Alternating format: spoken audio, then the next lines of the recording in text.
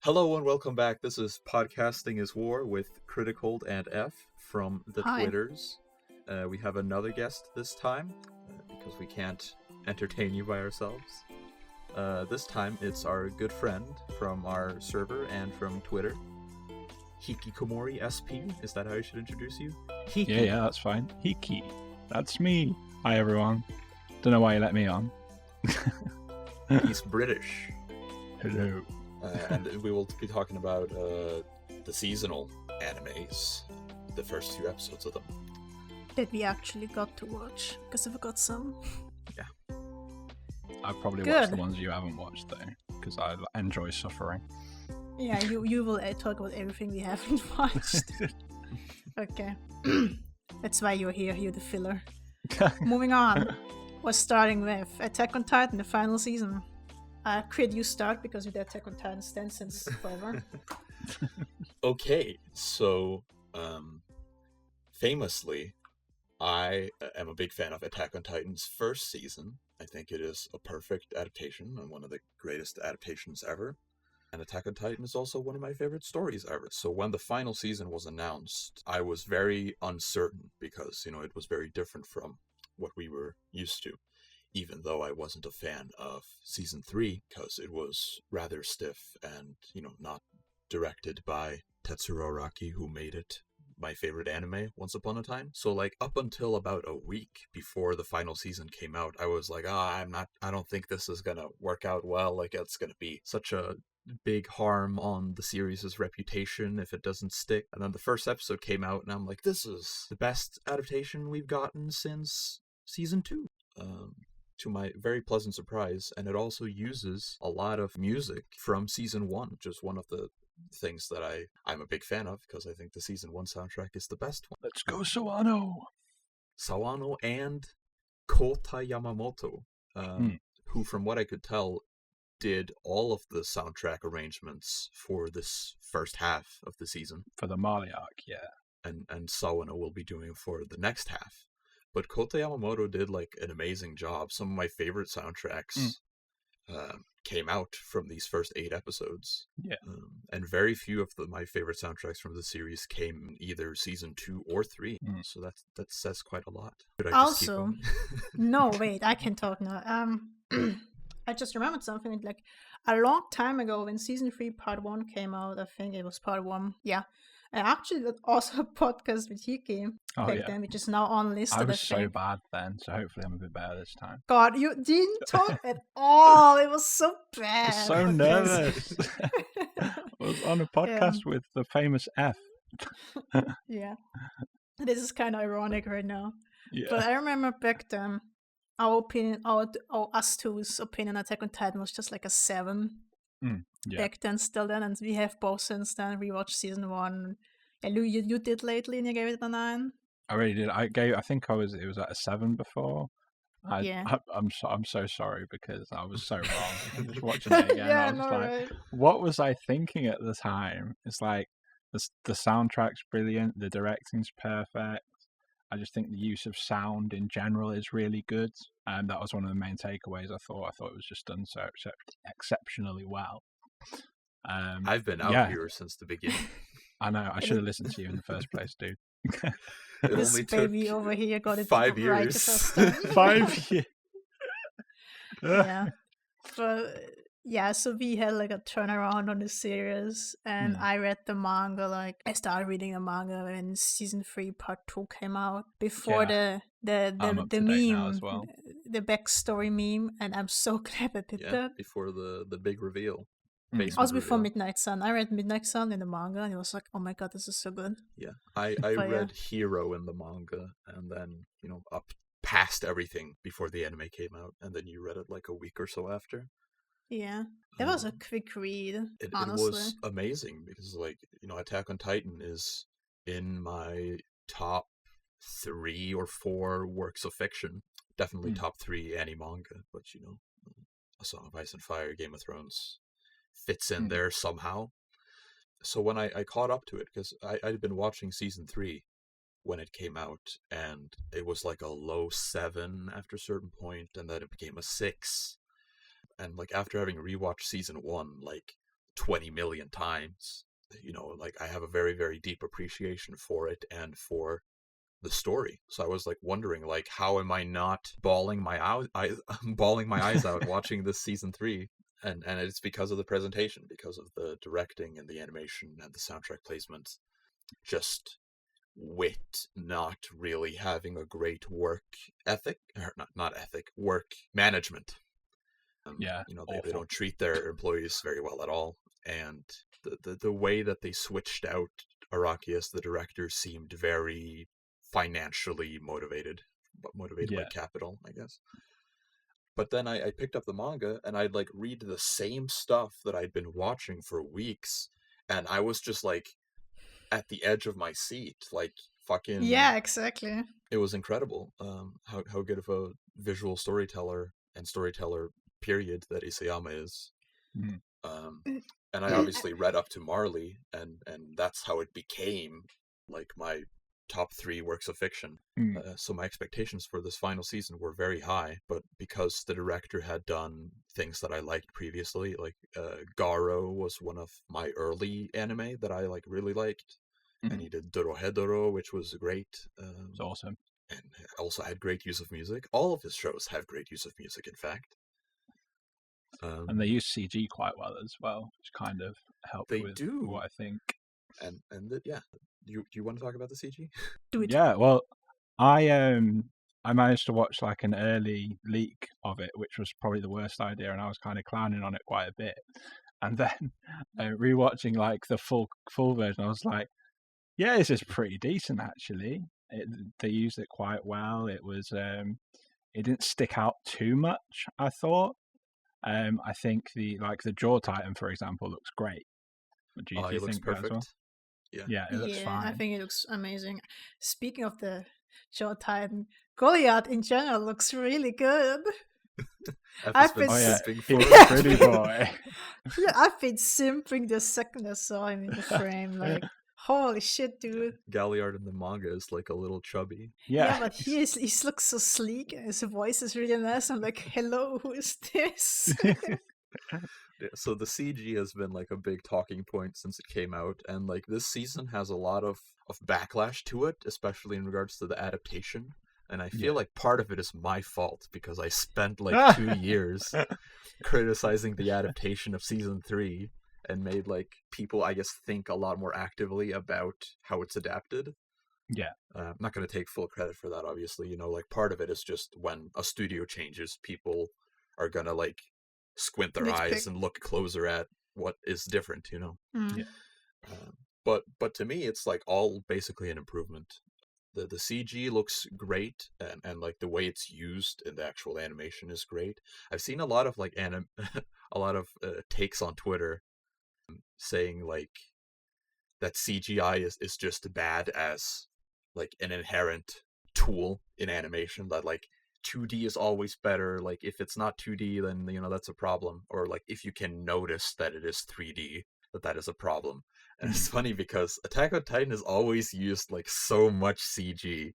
Like everyone knows the Colossal Titan, of course, but like every 3D maneuver gear scene is like 90% or 80% CG. Yeah. Like all the environments, all the camera movements, they're CG. But no one knows because it's done well. But as soon as it's like an actual like moving character model, then people like begin to notice. Even though it's actually questionable how much they notice, because there are several times in the final season when the Titans are animated in traditional 2D and people don't notice. Like they still complain that it's CG. Like in the first episode when all the Titans drop from the sky and then attack the Eastern Army. Those are traditionally 2D animated Titans, and they look like the season 1 ones, actually, because in season 1 the Titans had like this weird skin texture that was like kind of glowy, kind of like morphing almost, and it made them look really otherworldly. And this final season brought that back. So I'm just like recapturing my boyhood watching this anime. Nostalgia season. It's beautiful. Yeah, but like coming back to the change of opinion on Attack on Titan back in the day when it came out, 2013, when it was Our Young Fool, I didn't give a shit about like, OST or like even mechanical design or how unique something is. Yeah. And the maneuver gear is pretty revolutionary device, really. Like he like consulted an engineer how it could work and all that stuff. And this first season did so much shit audiovisually that I haven't seen ever since. And I'm just like, wow, we really had something here, huh? So you only notice something when it's lost, you know? That kind of thing. But coming back to this season, I've had faith for this director since I watched Torotera, which was really good CG. Yeah. Really good CG actions. I mean, It's when excellent, I heard yeah. he was on this, I was like, oh my god, this is actually going to be good. Garo also has fantastic CG for both the horrors, which are, somewhat similar to Titans. Garo has like the shiny, sorry to armors. cut you. Yeah. Sorry to cut you, the armor. Yeah, that's what I want to say. The armor is like really watched. shiny gold. It looks really good. It really looks Like really a good, beautiful, Super and it Sentai moves type nice. thing. Yeah, Yeah. it is Weird. originally a tokusatsu series. Is it? All right, Yeah. okay, Mhm. that makes sense. I only watched Vanishing Line, but that wasn't very That's good. the worst. It's not the worst one, but it's the second Nah, worst yeah. one. The Yeah. first one, we're talking about the first one that has like really good Yeah. everything. Well, that's the only one by that director. Yeah. Also, the Might give Vanishing that a Line watch has then. Park on it, and I hate Park. So moving on. We know. Yep. we knew What is your favorite episode so far? the final the season? latest one. Yeah, I It think the almost latest just one. keeps getting better with each episode. Yeah, exactly. It's just they know how to put the sorry. previous one. Hmm. I mean, we're recording this on a Sunday, so the episode is like about to come out. Let's go. But Hmm. the one we're talking about is that episode 7. Yeah. Yeah. Episode 6 is my favorite. Yeah, both are the best ones in the so far, clearly. But I really loved the last one because everything was perfect. And the character art was really good, the animation was good, the music placement and the tracks they chose, excellent. Especially towards the mid card. Like it really faded out into the middle card, which it hasn't been a thing since season 2. Yeah. They choose like different arrangements of season 1 tracks where it makes sense. Like if think Vogel and sound Kefik so played this good. episode. They don't just it did play. Yeah. And I'm they like, don't just yeah. have like a female vocalist just go like fucking in the background, but It's like perfect. it's got like different kinds of instrumentals that give it like a very raw feel. Yeah. Like, Ayana Sakura's Gabi is really good. She's so She good. was really good. So good. Excellent. When in the latest episode when she The like, yelling. screams out the window for Reiner, I got like chills. It was when she started really yelling. great scream. I was like, yo, she's so good right now. Because she always voices these really squeaky voices usually, so I'm glad she gets like a normal character this time. And Hana and Natsuki voices Falco. Yeah, I actually haven't realized this fact. He Really? does. Yeah. I didn't notice that. Yeah. Yeah, he's very good. That makes sense, yeah. Both yellers. So like I have this system, this scoring system, which is like a little arbitrary, but it works unbelievably well. Which is like there's the execution and the content, and then like it goes up to a certain percentage, and like the absolute peak of fiction goes up to like 110, and that's the max. So like to me, the Marley arc and this next arc in Attack on Titan is like 110% in content. Yeah. And in the manga, I'd give like the execution like a 90, so like that evens out to like a 200 overall score, which is like only 5 things in existence like have that number by my calculations. And season 1 like has kind of the inverse, where it's like the execution of the show is like 110 and the content is like a 90. So right now, like the content of the final season is the same as the manga, but the execution is like 1 notch below, so it's like 80. So it's like it's like 100, 190, but it, like 1 step below. So I'm like waiting to be able to give it that 10. Me too. Something like that. Yeah, I'm just waiting for just that moment, really. I have like a few moments that I really need to see how they do it, and then I can decide if I want to give it a 10. Of which one is upcoming this Sunday. But yeah, these are the key moments. And I have to like do the final well, because spoilers, considering the pace, they might end just right before the rumbling. So I don't I have know a how feeling we're going to get The Rumbling, the movie. Yeah, I have people a have been feeling about that. theorizing that. And if they make rumbling a movie and it looks good, Oh my god. That could I've be never it. been happier. You know? That'll be like season 1 again, because the rumbling is like a 90%, and the presentation could be like 100. And like, I've always like look at my small top 20 and I look at Attack on Titan and I hate that I can't put it higher because the rest of the seasons are not as good as season 1. Yeah. I need a reason to put it in my top 10, man. I need it because the manga is my top 1. By the way, I've recently, a few months back, I've put it as my top 1. Whoa, big. So that's a huge curve from 2013. It's just good to this is like my top 1 manga, top 5 fiction of all time. You know, it's kind of crazy. Yeah, Aaron it's too. An unbelievably good story. Aaron is so good. We haven't even talked about it's Aaron yet. I thought the scene in the latest episode with the Jaw Titan and Eren kind of using the Jaw Titan to break apart the Warhammer Titan's core thing, that was terrifying. Yeah, it was fucking sick, scary. dude. Like the way that both the manga and this final season are like blurring the lines of of the morality and of like who's the enemy is really amazing, and like it even says in the opening, it's like, you are the real enemy, something like that. Deep. I so like cool. Marley is cool. And why I like it so much is when I read the manga. Like, the structure of Attack on Titan was always interesting to me.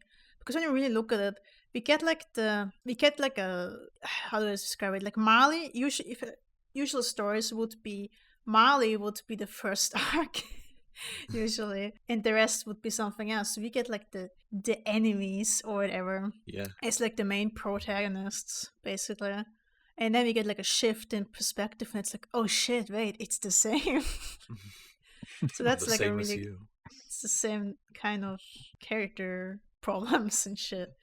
So like, oh wait, you shut up now. You talk too much. What I liked in early episodes, I don't know which one though, was like when, spoiler, Hobo Aaron was in that one facility, and they're like the PTSD people, right? And this one guy just spoops them and saying boom, and they all fall over like flies, which is really brutal thing to do to PTSD people. And that scene plays a little bit out with Aaron looking at it, and then it like transitions to Gabi's house where she says like boom, and in like impressing her parents by being such a good soldier. I thought that juxtaposition was really good. Yeah, the season does a lot of stuff like that like actually the manga doesn't do.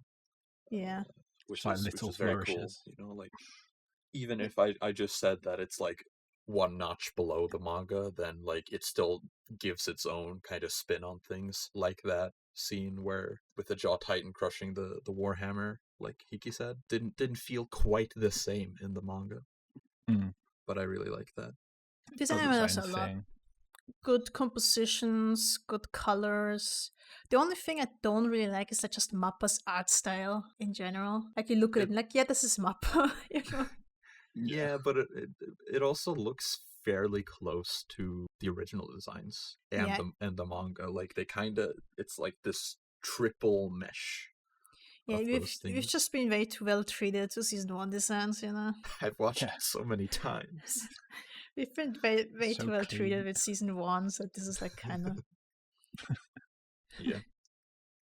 Oh, we could talk about Attack on Titan so long, because it's like, it's my favorite plot in any story. I think it's the most well plotted story, and a lot of that could be traced back to like the relationship Isayama had with his editor, which I found out recently. This awesome fact about like how they chose to go about writing it, that his editor would like bring him 50 questions every month for their meetings. And then each time he couldn't answer a question about the story, then the questions would pile on to the next one. So like if he couldn't answer 10, then it'd be 60 questions next time.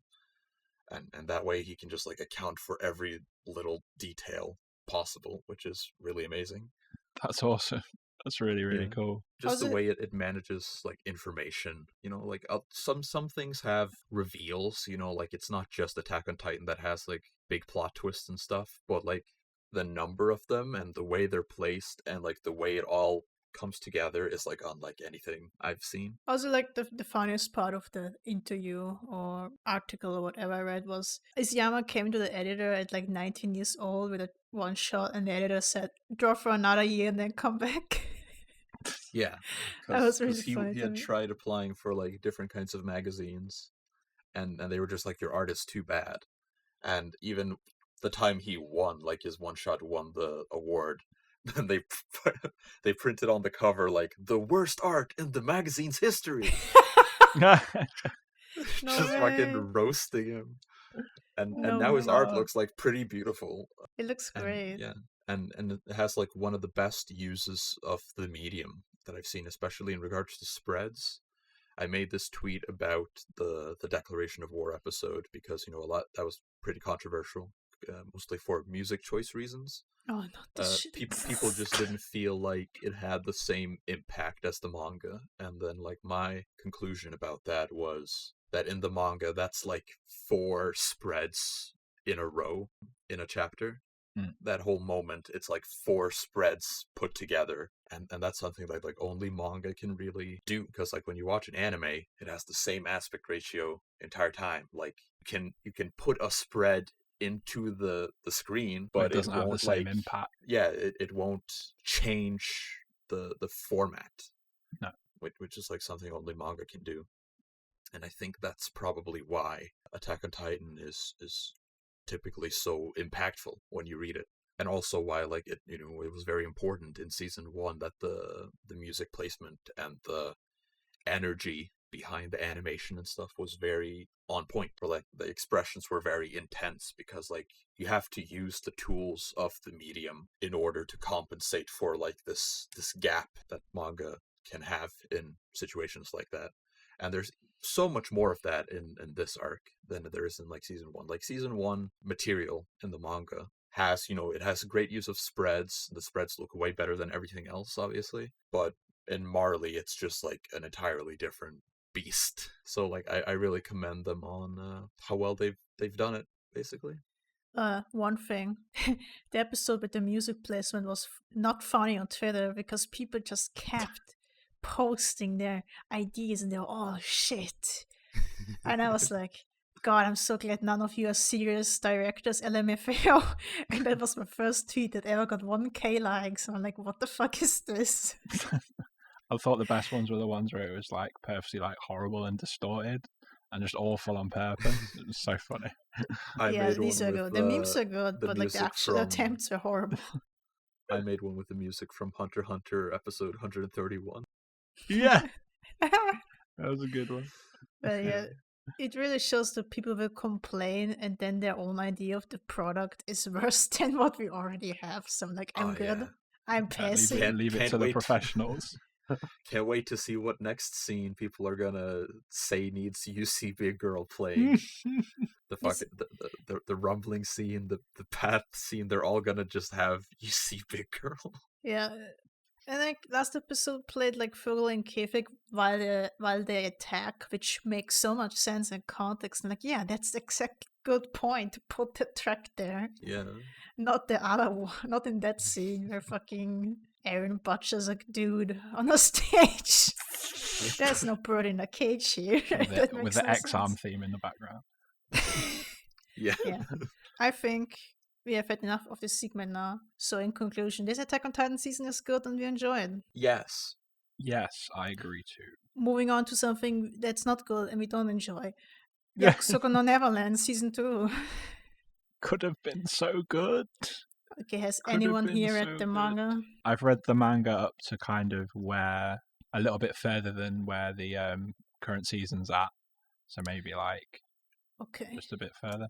I've not got to Goldie Pond or anything like that. Okay, I have only read the manga of the season 1 part. I think the anime is a huge improvement on that part, at least. Yes, yeah. I think cutting out the inner monologues was like the best decision I could have made, because it's way too shonen otherwise. Yeah. It hurts it a little bit in like, because, you know, there's like this scene with, I forgot his name, the white-haired boy, just sitting there. Norman, yeah. Yeah, Norman just thinking, and you don't know what the fuck he's thinking at all. Yeah. He's just sitting there, and you're like, okay, I know what is happening here. But it's also kind of suspenseful, so I'm not sure if I like it or not. But I really liked it. I do think the arc is massively overrated in itself, though, no matter what medium. Right, yeah. I'd agree. Let's say the scores we have for season 1. I have it as a 7. I have it as a 7. I think I had it as a 7 or like a light 8. Some people say that like the first arc is a 10 out of 10. Yeah, no. Yeah, I wouldn't say that. It's not not to me. close. What I've noticed with this season is that like it really has the feel of like a movie like The Goonies. Yeah, and it shouldn't be that way at all. That's the problem. These kids like kind of adventuring, and they have to like outwit their monsters and fucking come up with clever solutions for things and stuff, and it just feels very, very, very typical. Am I allowed to keep saying that? Yeah. I just think they've kind of changed the tone. Like, what I've noticed throughout this season is that when I read the manga, there seemed to be this like dread in the background of everything. So like something is inevitably terrible is going to happen. And from the first episode we watched it was just like, where is that? It's meant to be a feeling that this forest is meant to like the slightest wrong step is going to kill you immediately. Like everything is out there to kill you, and it was just kind of like a sense of wonderment instead, which just feels kind of wrong. Maybe they've completely removed it. It's not as easy to take it seriously. No, exactly. To take the stakes or the sense of danger, or even like really get invested in the characters, because it's just like this group of kids that have like, oh, I have this personality trait, I have this personality trait, I have goofy hair, and like I don't care that much. A bunch of the kids just have bug eyes, which really bugs me. They look like insects, and I'm confused. That little dot eyes. Yeah, so weird. But why I mentioned season 1 is because the season 1 had so much ambience, and there was like a booming sound when you like had headsets on. It was like a little drone in the background. Yeah, like you really felt watched, and that was like the paranoia, the what is it called? Not claustrophobia. Like tension. No, when you're like being watched. Voyeuristic or something. Okay, yeah. Sure, I get you. It was like a voyeuristic feeling to it, so that was really tense, and that made it so interesting and good, and that's why people liked that season, liked that anime. Also because I think the art was good. The art is still good, by the way. The production is quite good. The backgrounds are amazing. Same background studio as My Hero Academia, by the way. Oh, do you think the backgrounds this season are much better than the first one? I do think so, yeah. Yeah, I think with the first one, it was mainly kind of like internal shots of the house, and then just around the and like this time you have and a bit huge of ass trees and ponds and all that shit. It looks great. And fish, and dark slimy fish, caves. Goldie Pond. Yeah. No Goldie Pond actually. But yeah, so we had a lot of tense ambience, and we don't have this here at all. In fact, like parts with like no music whatsoever. Yeah, there's so little music. And it's why? Like it feels like this adventure, basically. Yeah, like we watched Beastars episode, we were super hyped and happy, and then we watched Neverland, and we got so tired, we just wanted to go to sleep. We got so tired, we like immediately wanted to just go to bed. It's just boring. Like, the first season has like tension, and this has nothing.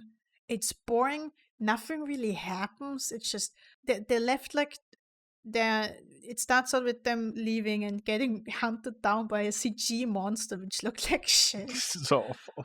And apparently they cut out this tree that they all fell into, which was gonna kill them. And that was like the part you mentioned with everything can kill you, but they completely removed that with that tree being removed as well. It's meant to be like a big carnivorous tree that they all got pulled into, and like just after they'd been chased by this giant monster. Sounds like Made in Abyss, kind of. Yeah. Kind of like that, yeah. Made in Abyss has a lot more tone to it, yeah. Exactly, and you be like, oh god, like literally everything in Made in Abyss will kill you. But yeah, and in this one, it's just, oh, look at this plant, or look at this insect, wow, oh, look. Shiny. Like, shiny. It's funny, this episode, latest one, had like this insanely well animated sequence where they're like trying to capture these fish. So Yeah. And it's so well animated. I couldn't believe my eyes. But like, even though it has like the very clean, waxed out look, then there's not that much to the actual like directing or the tone music. And we haven't even got to the like complete erasure of certain characters either. Oh god, deletus. Yeah, because in this season they kind of get to a, what would you call it? Bunker. Like a secret bunker, type thing. And when they get there in the manga, spoilers if you haven't read it, there's meant to be some dude already there, and he kind of like refuses to share certain things with them, and that brings in kind of like a new kind of tension to it all. But kind of like the first season, like there's someone there and we can't have everything to ourselves, whereas in this one it's very much like we've got this whole bunker to ourselves. It just doesn't feel the same. It was so funny because you see like the screenshot of them just getting into the room, and it's just a bunch of monitors and a letter of this guy there. In the manga, it's just an actual guy there, and when you compare it, it's like so hilarious somehow. They just deleted him. He's just gone. I read that the original author is like working with the studio now in order to like rewrite the story. So I don't know if the original author like was themselves unsatisfied, or if like the director was unsatisfied and was like, I'm gonna change this, and then the author was like, well, if you're gonna change it, then I'm gonna be there to help. And they're going like completely original now as well. Maybe it's because of all the backlash the manga got after a certain point, so he just decided to remove the best arc for some reason. The Promised Neverland is widely considered to have fallen off at a certain point. Like, people disagree about when it falls off, but everyone agrees that it fell off. Yeah. So, like, they just agreed, hey, let's make it shit from the start so people don't give a fuck anymore. But yeah, this season is just boring. I think the only investment I have right now in it is the visuals. Yeah. Not even the atmosphere or the music or anything. It's just really that I really like how it looks. Yeah. I like the opening and they are always good. You know? Oh, the opening's cool. I quite like the opening. Is so good. Yeah, I'm gonna jam that song. But like, story, plot, characters, who? I've never really given much a shit about the characters. They're just fine. They're fine devices to deliver the story. But they're not great. They're far from great characters. And this whole weird smart kids is just kind of smart kids, yeah. Genius child. Like, I had the first season at an 8, and then as short before the end, Ray just got gasoline and put the house on fire, and I was like, this makes no sense. And then I dropped the score to a 7. That was the reason why it's a 7. Yes, mother, can you just send me a can of gasoline every week? Like, he was... Spoilers. I'm not going to burn down the orphanage, I swear. Spoilers, he was the trader or whatever, and that's why he got, like, items from the fake mom, I would just call her, that as long as these items, they even mentioned it, as long as the request was reasonable, he would get them. Then he just got 30 liters of gasoline. I'm like, are you fucking serious? And then he just put the house on fire. I'd like to imagine that kind of conversation between him and someone. And why do you need? And they never really explained how he got it. What are you going to use it for? I've got a really big car. I'm going to mow the lawn. Like, there was no reasonable explanation to that at all. So I was like, I'm giving this a 7, I can't. So yeah, that was my reason for that. And that's why I think like Neverland to begin with is kind of overrated in how good or well it's written, because you don't do that basic ass mistake just like that. Just 3 liters of gasoline. How? Yeah, it got popular because it had like the threat of death and the mystery of like these monsters, and then also the appeal of like characters being really smart. I mean, sure, but like the manga equivalent isn't really that impressive, and people always rave about the art, but no, not really. Like, the art is just good. The artist is really good with colors, and the covers are amazing. I love the covers of the Neverland manga. but in black and white, and his character art isn't Just really doesn't that pop. good. He isn't like an artist that you can sit there on a weekly schedule, you know. He isn't that kind of guy. But if you give him like 5 hours to make a fucking painting, it looks great. So that's they improved on the character art in the anime. That's why I like it. But Jesus, Leader of Gasoline, are you serious? So like, not surprised it fell off later. Honestly, the signs were there. It was all within calculations. It was all within my sight. I'm smarter than you. So yeah, I'm sad though that this original shit is like bad and is boring for the most part. Yeah, it'd be interesting if they kind of made it better, but it just seems like everything looks like it's going the complete opposite direction. Like the Rainbow Six Siege characters dropping in the recent episodes. Call of Duty episode. The fucking SWAT guy that got pushed off by a couple of kids. Yeah. Oh, that was so funny. They're like in this cave kind of area, and they're like 5 kids, 1/4 his size, and he's just like threatening him with a gun. Stop moving. They just walk over at him and push him down again. He's got his fucking rifle pointed at them, and then one of the kids shoots like a makeshift arrow at him with like a stone. And then he's just like, oh, what the fuck? I'm getting overwhelmed. And they push him off. I died laughing at that shit. It was so funny. It was like the funniest thing in the entire 4 episodes I watched. And then the episode ends with like this giant CG demon eating all of them. That was from episode 1 just appears. Yeah, it just comes out of nowhere and eats them. I'm like, okay, I mean, it was kind of cool at least. What if the original author is trying to do like a time loop where the anime is actually a sequel to the manga? Whoa.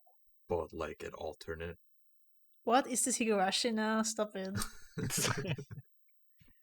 But yeah, I've been debating if maybe they're trying to end this entire series in this season. Yeah, I think that's what I was talking with the others about. It just feels like they're rushing so far through it, and if they've changed it so it will end at the end of the season. That's what it's also only 11 episodes, which are like 1/3 in already, and nothing has happened. Oh my god. Less than 1/3. More than 1/3 actually. Oh god. This is horrible. So we have like, fuck, I can't math, 7 episodes to wrap up the entire story. Good luck. Because I thought this would get a season 3. Why? Yeah. You know, like why would it? If they're already going original, that makes no sense from a capitalistic standpoint. Yeah, because they won't know where they go off from, and it'll just take so long for the mangaka to write an original full series. And the manga ended like a year ago. It's way too long. He's probably got other things to work on now as well. Yeah, the only thing that will continue on it until it's finished is Haikyuu, because it has enough money behind its back. Oh yeah.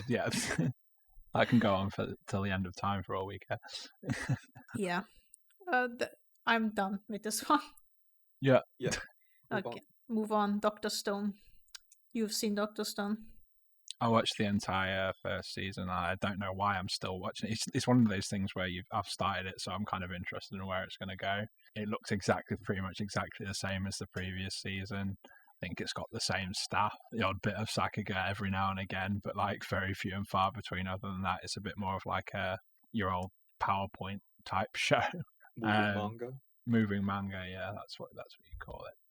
And this season they're just it's called Stone Wars, and we've got 2 factions, and they're deciding to fight each other, and the science side of things is trying to bring people from the other side of things over to the other side. There's not really much I can say about Dr. Stone, really. It's just kind of mid.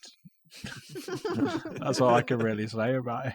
Yeah, we've dropped the first season a few episodes in because, again, it's moving manga. I dislike the characters. The voice acting is so cheesy. I can't stand it. Yeah, I just don't care. Yeah. It's happening. It's a thing. It's airing, I guess. But yeah, that's literally all I wrote. Just still a thing. Like, I don't really like it at all. The MC is so smart. I can't stand it. It's out. That's my opinion. The next thing that's out, Slime Season 2. I like this show. I I'm quite one like of the these first season. people that like the second half more of Season 1 than the first half. I thought it got a little cheesy in some segments, but second half is really good. With the Charybdis thing. Yeah. Yeah. I also like Yeah. the lizard boy voiced by Kazuma Seyo Oh, yeah. It's quite funny. because I miss his voice. Bring him back, please. More Konosuba, please. Second season starts out as usual with just more kingdom building, and we have like a new faction with like monster people, like beast people, yeah. beast people, and I'm like, yeah, this is sick. I love beast people. The snake lady. Show still looks good.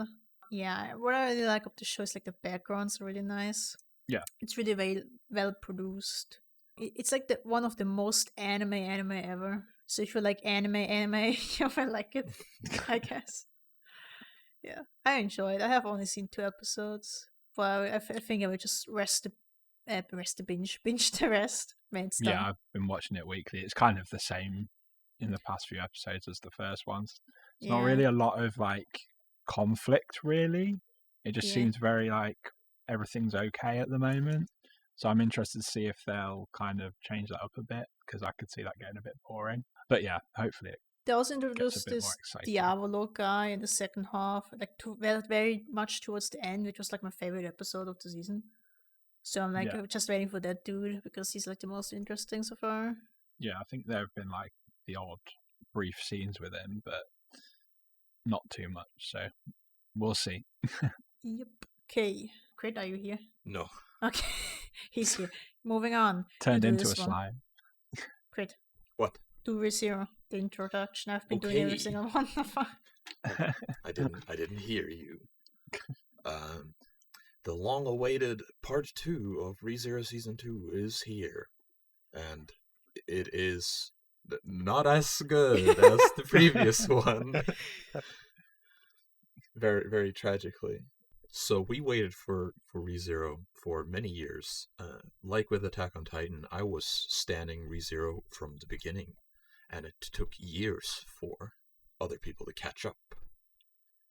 And then Season 2 came, and then after like a handful of episodes, I was starting to have like these issues because I thought like some of the banter and like comedy was very weird, and I was just like, I never really found Subaru cringe in Season 1, but I just like accepted it as an objective fact after analysis of what he does in the series.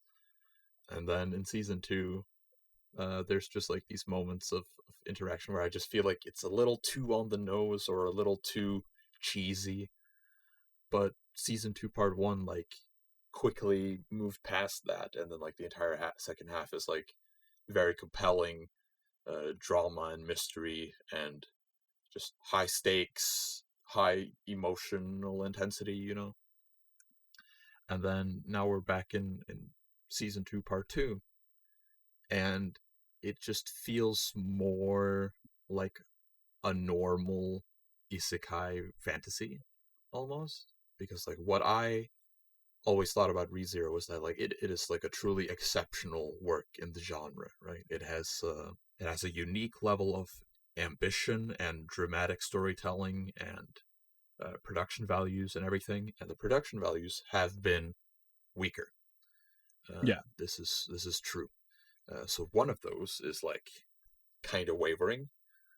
There's been less like drama and mystery and just like really impressive writing, I thought, in like these past few episodes.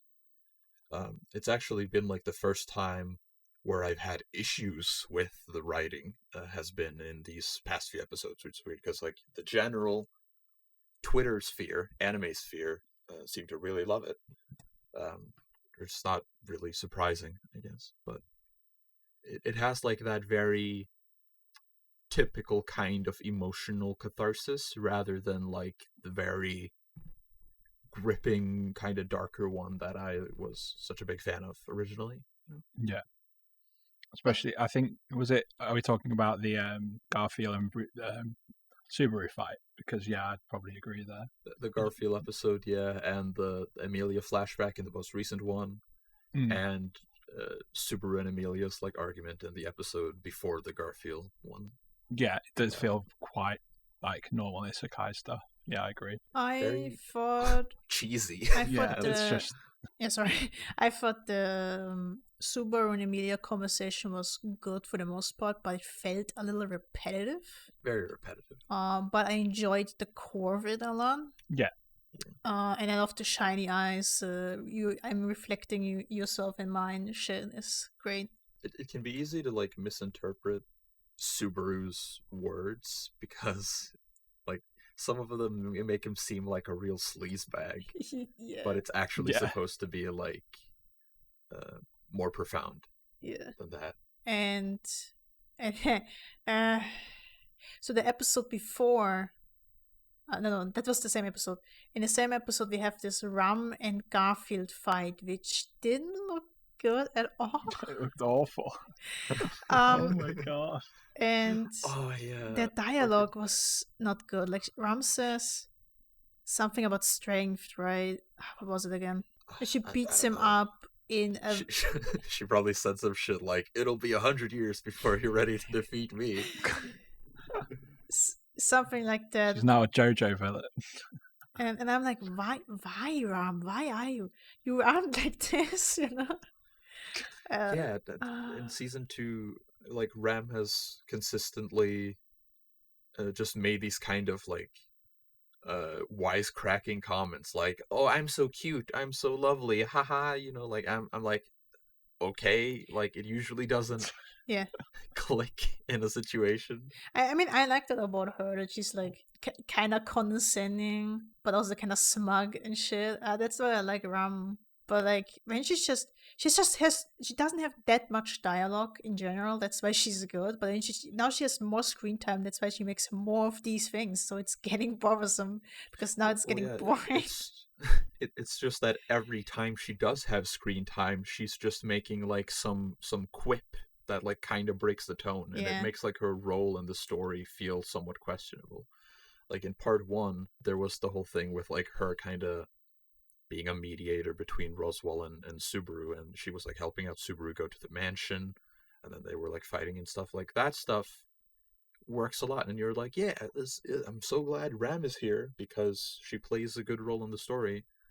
But then now she's just kind of like on the sidelines and then like kind of roasting Subaru, and then he's like, oh, that hurt me, and it's like funny goofs.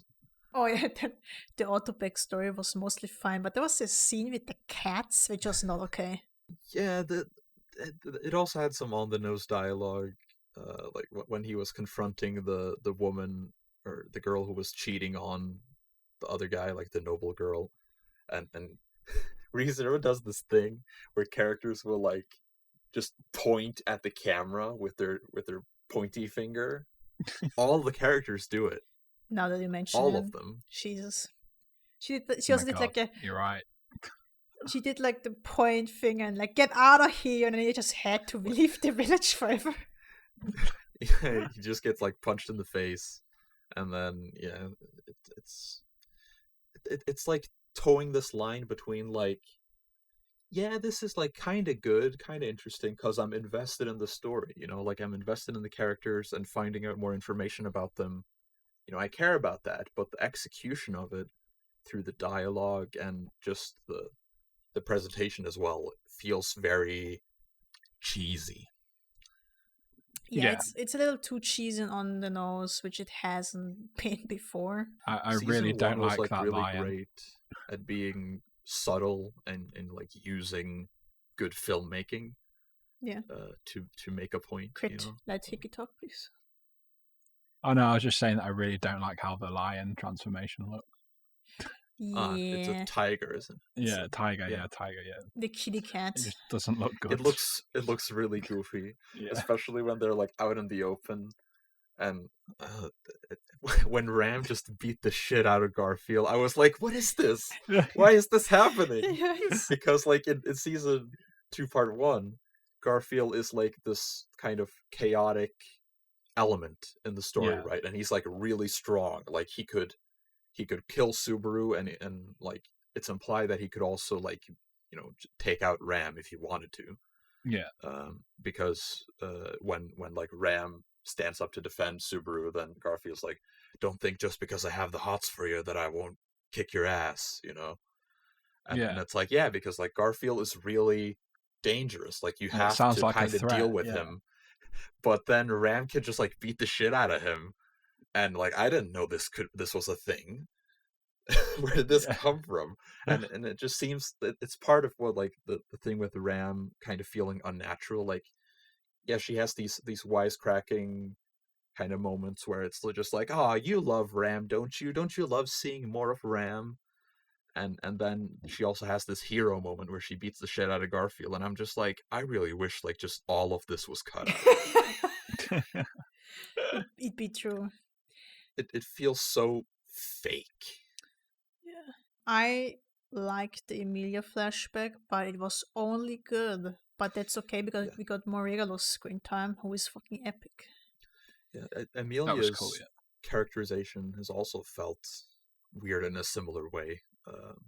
Where like in season 1 she was this very not very three-dimensional but like semi three-dimensional person, where like the point was that she has more layers to her than just like what we see, which is like this perfect waifu.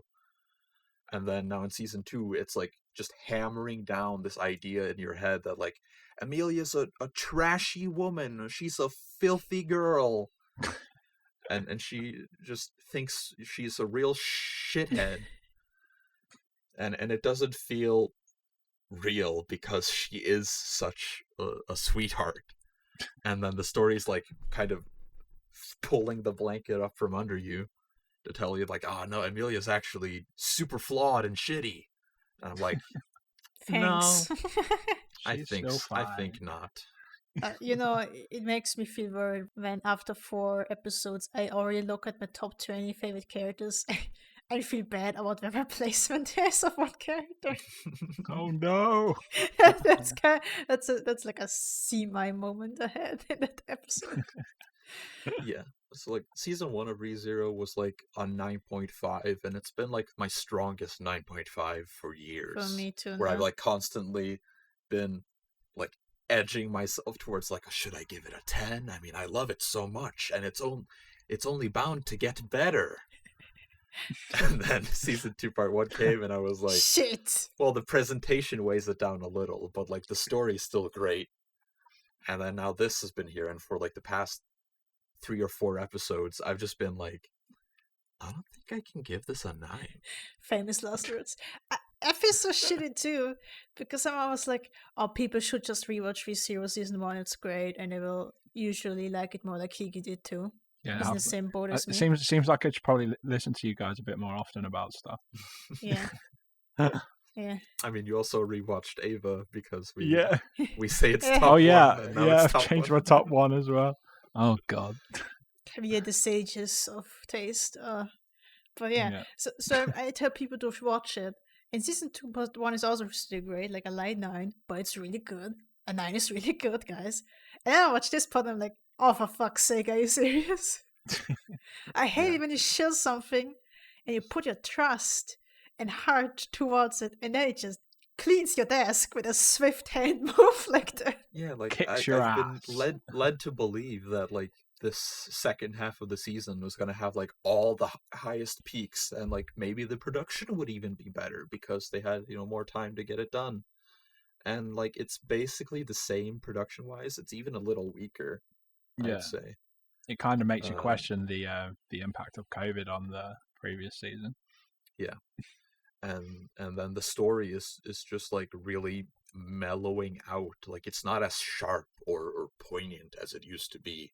Like it has the same kind of themes. Like it'll have Subaru kind of underscore his development by like just giving a speech to Garfield, that like, oh, you can see how much he's grown because now he's giving advice to Garfield, about like things he's experienced himself. But it's also, kind of corny to have him just walk up on this guy who could kill him instantly.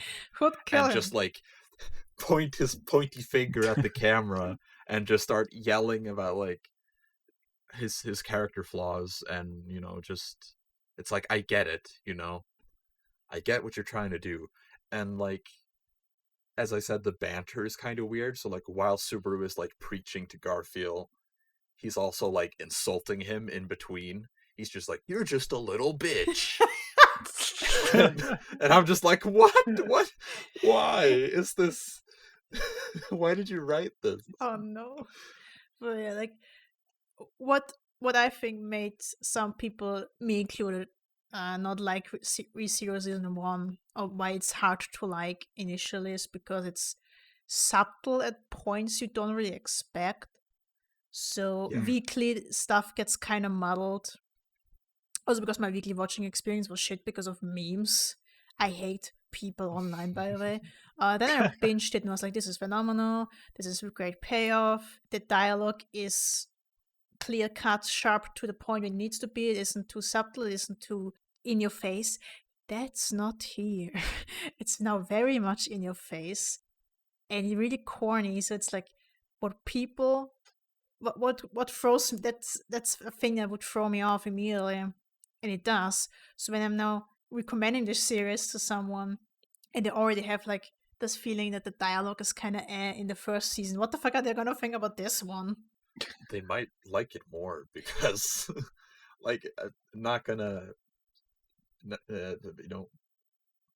sorry to say this, but the general anime watching crowd kind of like cheesy stuff. I hate cheese. Always have. And I mean, these episodes have been very well received. Like, despite our issues with it, most people seem to think it is better than ever. Attack on Titan Season 3 all over again. Yeah, well, there was nothing cheesy about the dialogue in Attack on Titan Season 3. Yeah, it's true. The dialogue is good because it's for the manga. But yeah, also, the first episode of this part of the season had, like, Subaru barge into Roswell's room and, like, let's make a bet. And you know what he does when he says that? Yeah. He points at the camera. I'm gonna notice that constantly now. Yeah. I'll just be waiting for a point. If you rewatch the series, they're always pointing at the camera. They'll like run up on a character and then like put their hands on their hips and then point their hands in the air and then just point. They do it so much. It's really starting to bother me. What has been seen cannot be unseen. So yeah, I don't want to shit too much on it. So to clear up some, it might be misconception about the Garfield episode, we don't believe that it's entirely this translation of the sub's fault. It's probably because they cut out like 50 pages of an actual fist fight from the source material. Yeah. Which would have helped for sure. So I'm not saying ReZero, the source, is bad and cheesy and shit, because it's way longer and there's more build up and the text is different and the translation might be different, etc. So when I read the light novel, which I now feel like I'm forced to read to have a better experience with the series that I love, so the source material might still be better, but as this adaptation, the show right now, is not satisfying to me. Yeah. On the level season 1 is, it's still like an 8. I hope it only gets better. We have Echidna back now. She generally has great dialogue, so maybe this works out for me. With her hands in the air and spinning around. On Echidna as everyone else. I mean, yeah, I agree. Echidna is a little overrated, but like, she's really good, and she's like the one constant that is left from season 2 part 1 that's good. So I'm like, if she's here, maybe things work out better. Yeah, and she's also like having this banter with Amelia now in the latest episode, which was also confusing to me. Like, it just doesn't land to me when like I can tell they're trying to get a certain feel out of it, where you're supposed to like, or certain reaction out of you, where it's supposed to be like haha or like ooh, but I'm just like awkward smile, nervous smile. Yeah, I think they're really hammering down the point that, Emilia is actually not the person you have been asked to think. And I'm like, okay, I get the point. She's actually you not perfect. Now. She's a dirty girl. She does drugs. I mean, it's interesting to know that Echidna has like a hate boner for Amelia for some reason because she's a witch that's old as fuck, etc. So having She this likes Subaru more than her. something like that. She wants a toy boy. Yeah, you see how it goes. I really like the Regulus entry though from the latest album. I think this character's fucking sick. And Betelgeuse's appearance Yes. was great because Betelgeuse is a great character. Also seeing And characters be it only makes him more interesting. I want to see what happened to him. yeah, seeing like an edgy character be all wholesome, all of a sudden you're like, what really happened here? And I want to see it. And Mother Fortuna has no ass. She has no ass. This is correct. No ass whatsoever. No junk in that trunk. Before we finish this segment, do you have something else to say, Hiki? No, I think I agree with all the points that Okay. you've said so far, really. Because There's nothing I really disagree with, yeah. yeah. I'm not as big on ReZero as everyone else, but I did think the first season was excellent. But I know you guys are a lot more invested than I am, so I'm more interested in what you guys think. Yeah, I don't want to have just this be another craft podcast and some extra talk chiming in for 2 seconds, you know. But it's good if you mentioned always. I'm just, like, I'm being very dramatic about my issues with season 2 part 2, but like right now, like all the episodes that have come out like average out around a 7, and I'm just like, I'll probably give it an 8 because it'll probably get better in the second half. And it's very similar to like my experience with other stuff, like when Attack on Titan season 3 came out, like when Vinland, like when I read the chapters of Vinland that had come out way before I caught up. Just, it's all my heroes are going down. It's very saddening. Current anime manga consumption for me so far has just been the lever problem, but you can only watch. You cannot pull the lever, you have to watch all die. Yeah. Yeah. Okay, next one. Hiki, you do this one. Horimiya. Is that the one we're on? Yeah. Or have I got the wrong one? Yeah. It's not great. It's just a bit too like predictable. Just so what should I say about it? Like I'm lost, sorry. Just what is it about? Well, it's about a popular girl and a guy who looks fairly gloomy, but he's actually a hot guy. That's the show. So that's it. I was gonna say it's about Hori and Miya. Oh, you see the title. Yeah. It's like the start of the movie. That's all it is. Like that's literally it. Yeah. I was even disappointed by the title when I found out that like Horimiya is just short for Hori and Miya. And I'm like, are you serious right now? It's just a ship name, and then you watch the show, and it's that's all it is. It's just Hori is a high school girl, Miya is a high school boy who is also hot. That's the entire take That's of it. it. That's the show. That's it. There's nothing else. I started the first episode, and 2 minutes in, the audio was screaming in agony because the editing was fucking garbage. I hate this editing. It's too quick. The shots, there was a shot change every 5 milliseconds. I hate the opening. The opening is just a collage of mosaics. Basically animated, and they fade in and out, and I don't know what to look at, and I'm like, I can't stand this at all. So, some no backstory. The director of this is the Shinsekai Yori director, who now have a vendetta against as well. And he loves Kagenashi a lot, which you can tell in this one too. But the opening guy is someone else. He's actually like one of my favorite storyboarders. Yeah, he did the Persona 5 opening, didn't he? Yeah, like this is like one of my favorite opening storyboarders. Talk about the opening. And this, I'm so pressed that it's so fucking awful, the opening. But yeah, the editing. The opening is fine. It sucks. What do you mean? It fucking sucks. Okay, enough about the opening. The editing in the first episode. The actual show itself was so bad. Like it was everyone agrees that the first episode is really rushed, but the second episode is more paced. But how much did we watch? 2 episodes, yeah. But the narrative is just not good. It's just really generic and stupid. There's nothing. And there's nothing happening. The entire point, as everyone said, the guy is hot. That's the twist. That's the twist. People are And he's saying got tattoos. this is a rushing through the material, and I'm like, what material? Nothing is happening. Literally, what is happening? Nothing. Like, the only thing that happened in either of the 2 episodes was like the student council president that like everyone loves. He got like Hori to do some work for him, and then or work for this pretty girl that everyone just like simps for.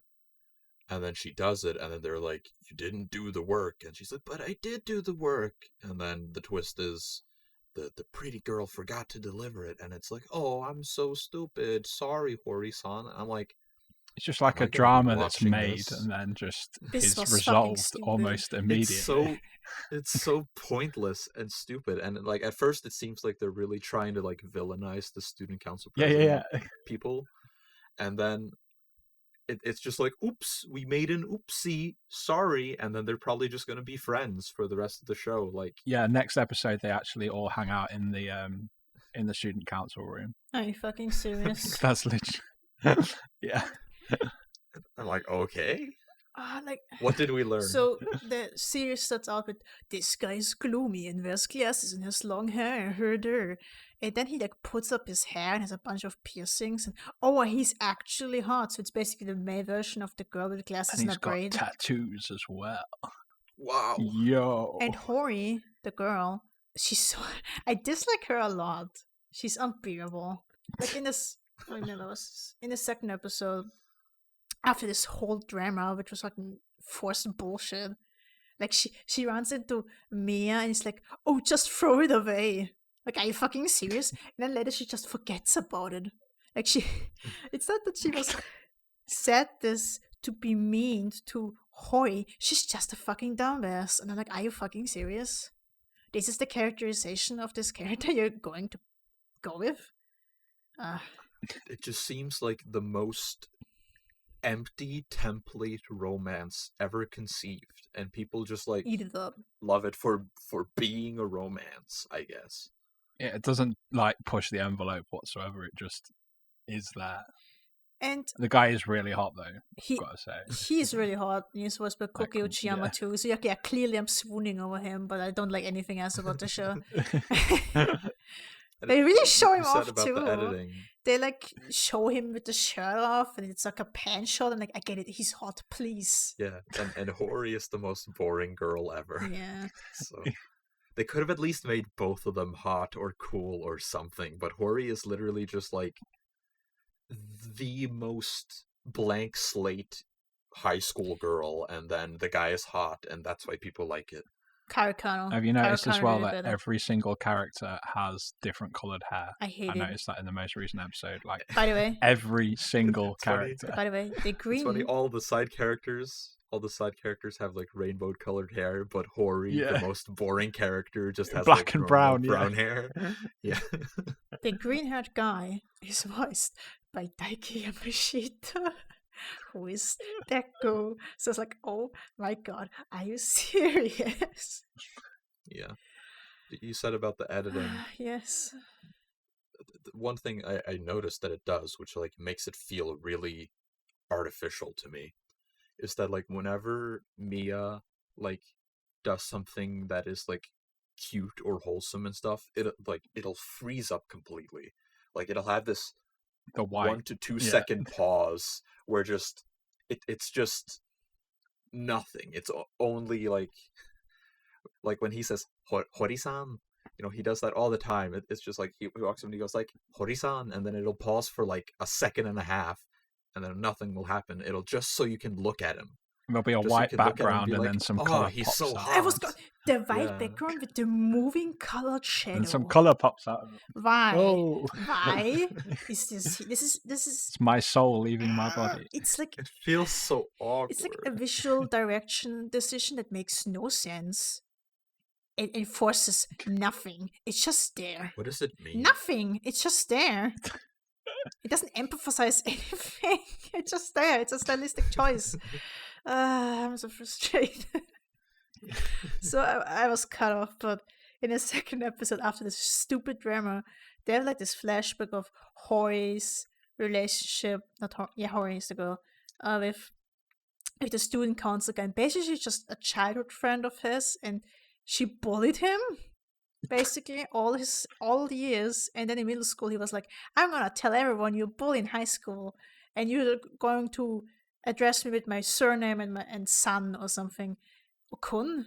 I don't remember, but they whatever attached to it, because then otherwise I will ruin your reputation in high school. And that's why she has been like nice to him ever since. And I'm like, what is this characterization? So the main girl is a bully? Is this supposed to be endearing? Am I supposed to dislike her for it? It was very weird, and I didn't like it at all. Yeah. There's really not much to say else about this show, really. It's like the music isn't particularly interesting. What music? I don't even remember the music, man. Exactly, yeah.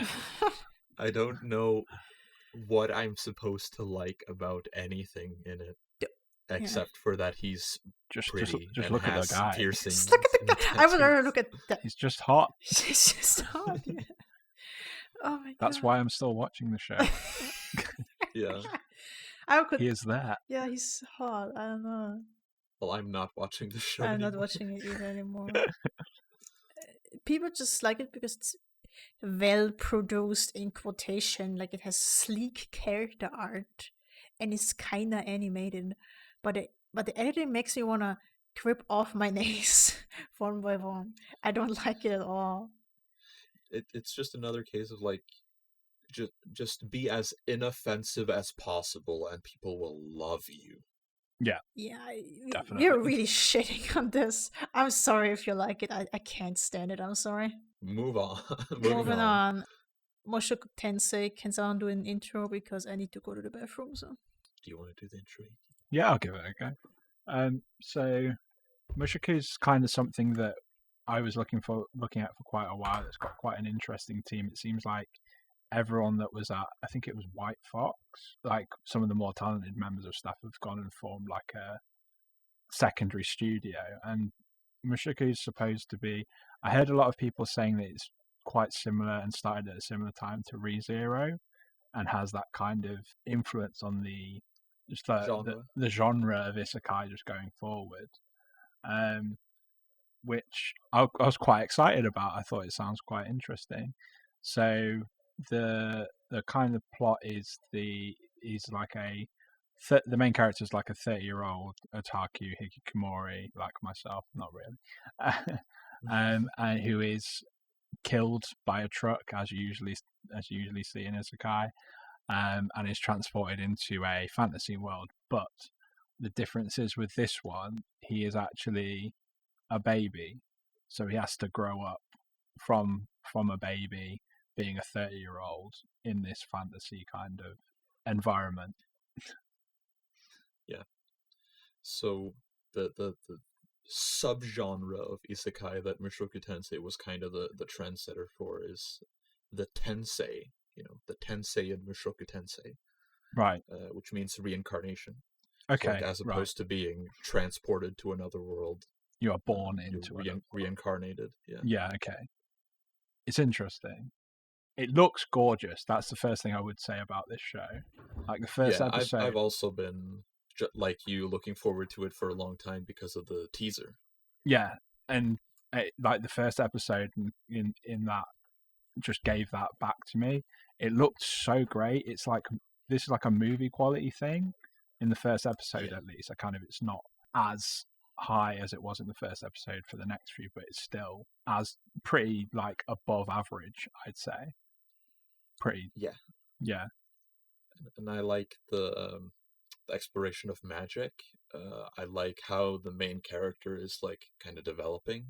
Yeah. His relationship with his parents, I like. I think that dynamic's really cool because obviously if you're someone who is obviously with him being a hikikomori, his social interactions aren't like as great as a normal person, but he's still got that experience in life that means he can talk to an adult as an adult, if you get me. Yeah. I think his conversation with Paul in the last episode, where he was telling him off for doing something, I think he threw like attacked another child defending this little girl, but the father had heard that he just attacked the kid. Yeah. The argument that they had was just a really, really interesting dynamic that you don't see very often. Yeah, because you can kind of tell that, like, he's getting upset with his dad as if they were, like, two fellow adults arguing with each other. Yeah. And then he just gets, like, really condescending. Yeah. He's just kind like, of forgets oh, I he's see, a so child. that's how this household does things. I'll make sure to keep that in mind and never do a good deed again, and then I'll discard this name when I'm of age. Like, you are 8 years old. I was just like, you're gonna get fucking slapped Yeah. again. Yeah, but it's kind of good that he's like told his dad off like that, because if you continuously punish your kid for stuff like that, they're actually gonna just leave the home and never consider your father again, you know? Yeah. And after the argument, when the dad was talking to the mother, he was like, if he said that he was, leaving, then I don't think he would have come back. Yeah. Yeah. So that's very interesting. I'm like almost more invested in the parents, seeing like the story of them. Same, yeah. Having to raise this oddly precocious child. And just like try to understand why he's so special, basically. I was not here. The visuals are very good, I agree. Yeah. Have we talked about the problematics yet? No. Okay, then we're gonna talk about them. Critkin stuff. It has a lot of sexual humor because the child protagonist is actually a grown-ass man and an incel. Yeah. But like, unlike a lot of light novel and isekai stuff, it's not like very tippy-toey and like childish about it. It's like his parents are always having mad sex. And then like his teacher, he's like kind of trying to seduce his older teacher, and just like basically planning his future romances. He's like, if I build this relationship with this person now, then when I'm an adult, they'll be into me, which I think is like pretty interesting, and I think it toes the line fairly well. I mean, like, I was concerned when this little elf girl showed up in the recent episode. I but didn't like, he wasn't that bath scene at all. Oh my god. Yeah. But like he wasn't trying to pull a move on her, because he thought it was a boy, of course, until but then when he found out it was a girl, he wasn't like creepy about it. And then when they reconcile, he they make it clear that they are friends. He's like, like, I'm fine with being how we were when you were a boy, of just like being friends. And it doesn't seem like he really has an ulterior motive. He was also remorseful about what he did in the bath. Like, he felt really down about it later. And he bathed with his dad. Yeah, like, I thought the message of it was, I got that. It's just that, why did we need to see it in that much detail? Yeah. I just thought, there are other ways of showing that. Like, they could have just done it behind a closed door, which had like, oh my god, oh, I'm a girl, rather than that. Just looked like, that so uncomfortable. That might actually have a contrary effect. Yeah, I know what you mean. Because as like in filmmaking, like, if you were to film a scene like that from behind a door, then it implies that there's something more naughty happening. I guess so. Yeah. So like, I mean, they're kids, like, going for a bath, and like, it's not really shown in any kind of like voyeuristic way. It's shown very like, he didn't undress her with first of all, he didn't know it was a girl. There was no weird close-ups. Yeah, he didn't undress her for like some sexual perverted reason. He just undressed her because he wanted to bath with him. They were gonna have a bath, yeah, and he just didn't care. I also said when we watched the episode, I was like, let him fucking take off his own clothes. What are you doing? Like, that he like forced him to undress is obviously bad, and they made that the point.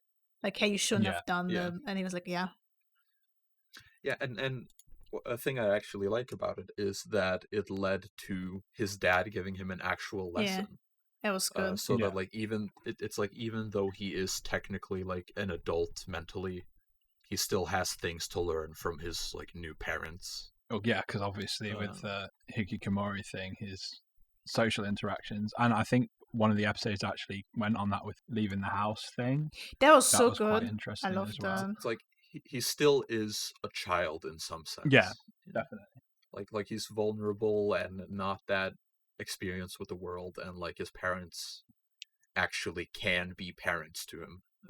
On some level.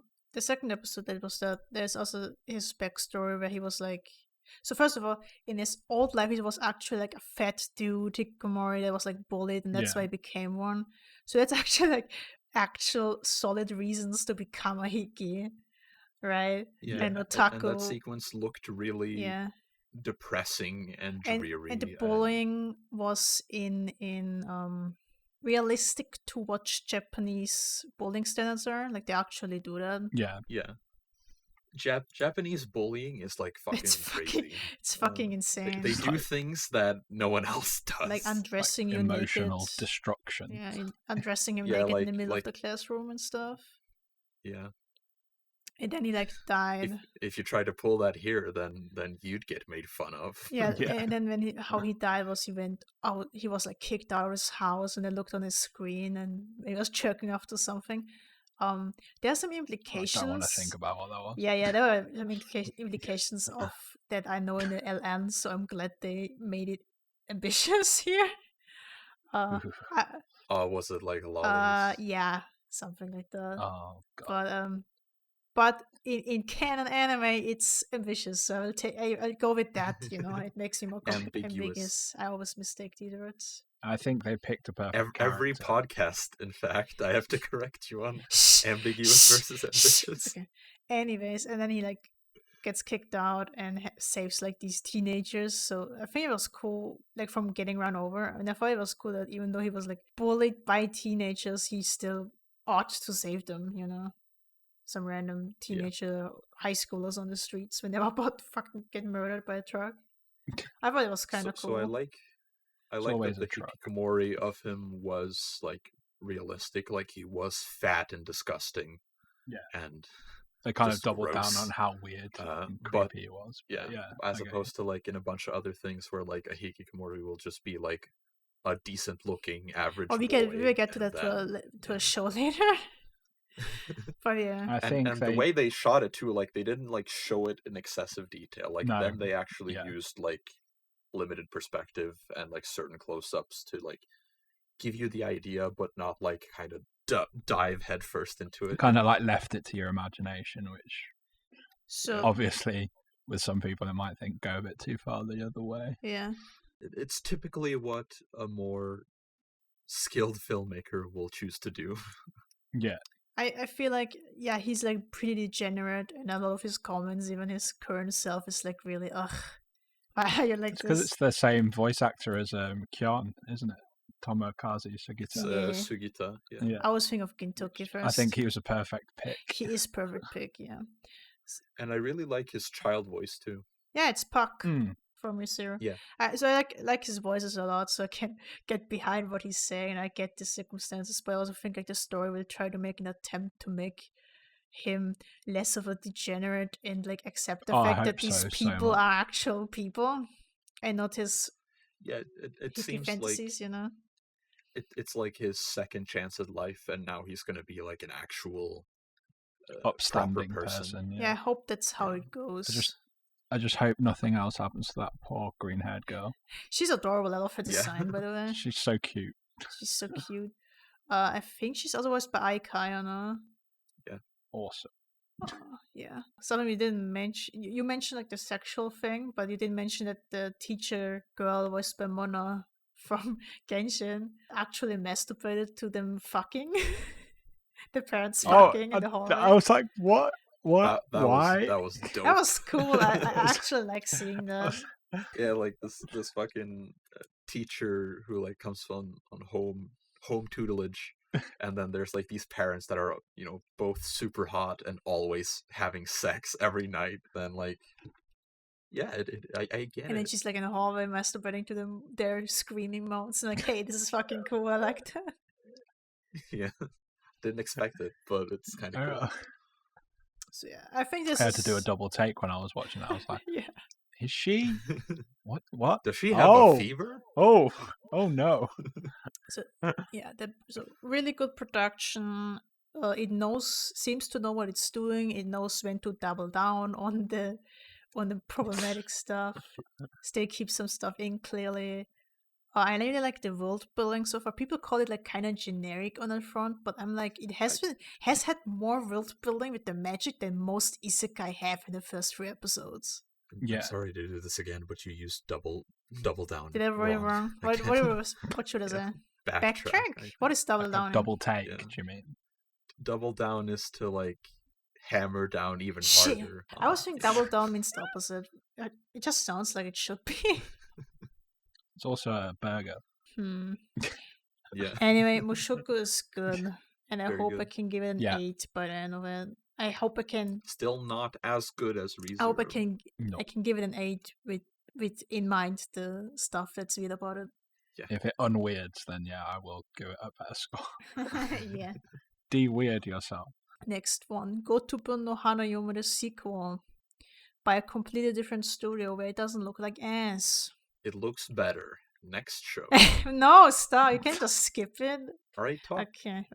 Has Hiki seen anything about Gotobun? I haven't watched a single. I don't know anything about the show. Okay, read the manga. That's all I'm gonna say.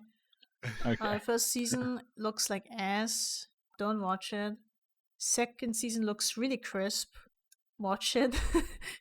And read the manga. The manga looks good. I like the manga a lot. I have issues with the ending. It was a little rushed. But I enjoy this season. The only thing I don't like about this season is the comedic sound effects. And the comedy is very anime-ish, so it's kind of... But I like the show. I like the characters. I like it too. Okay.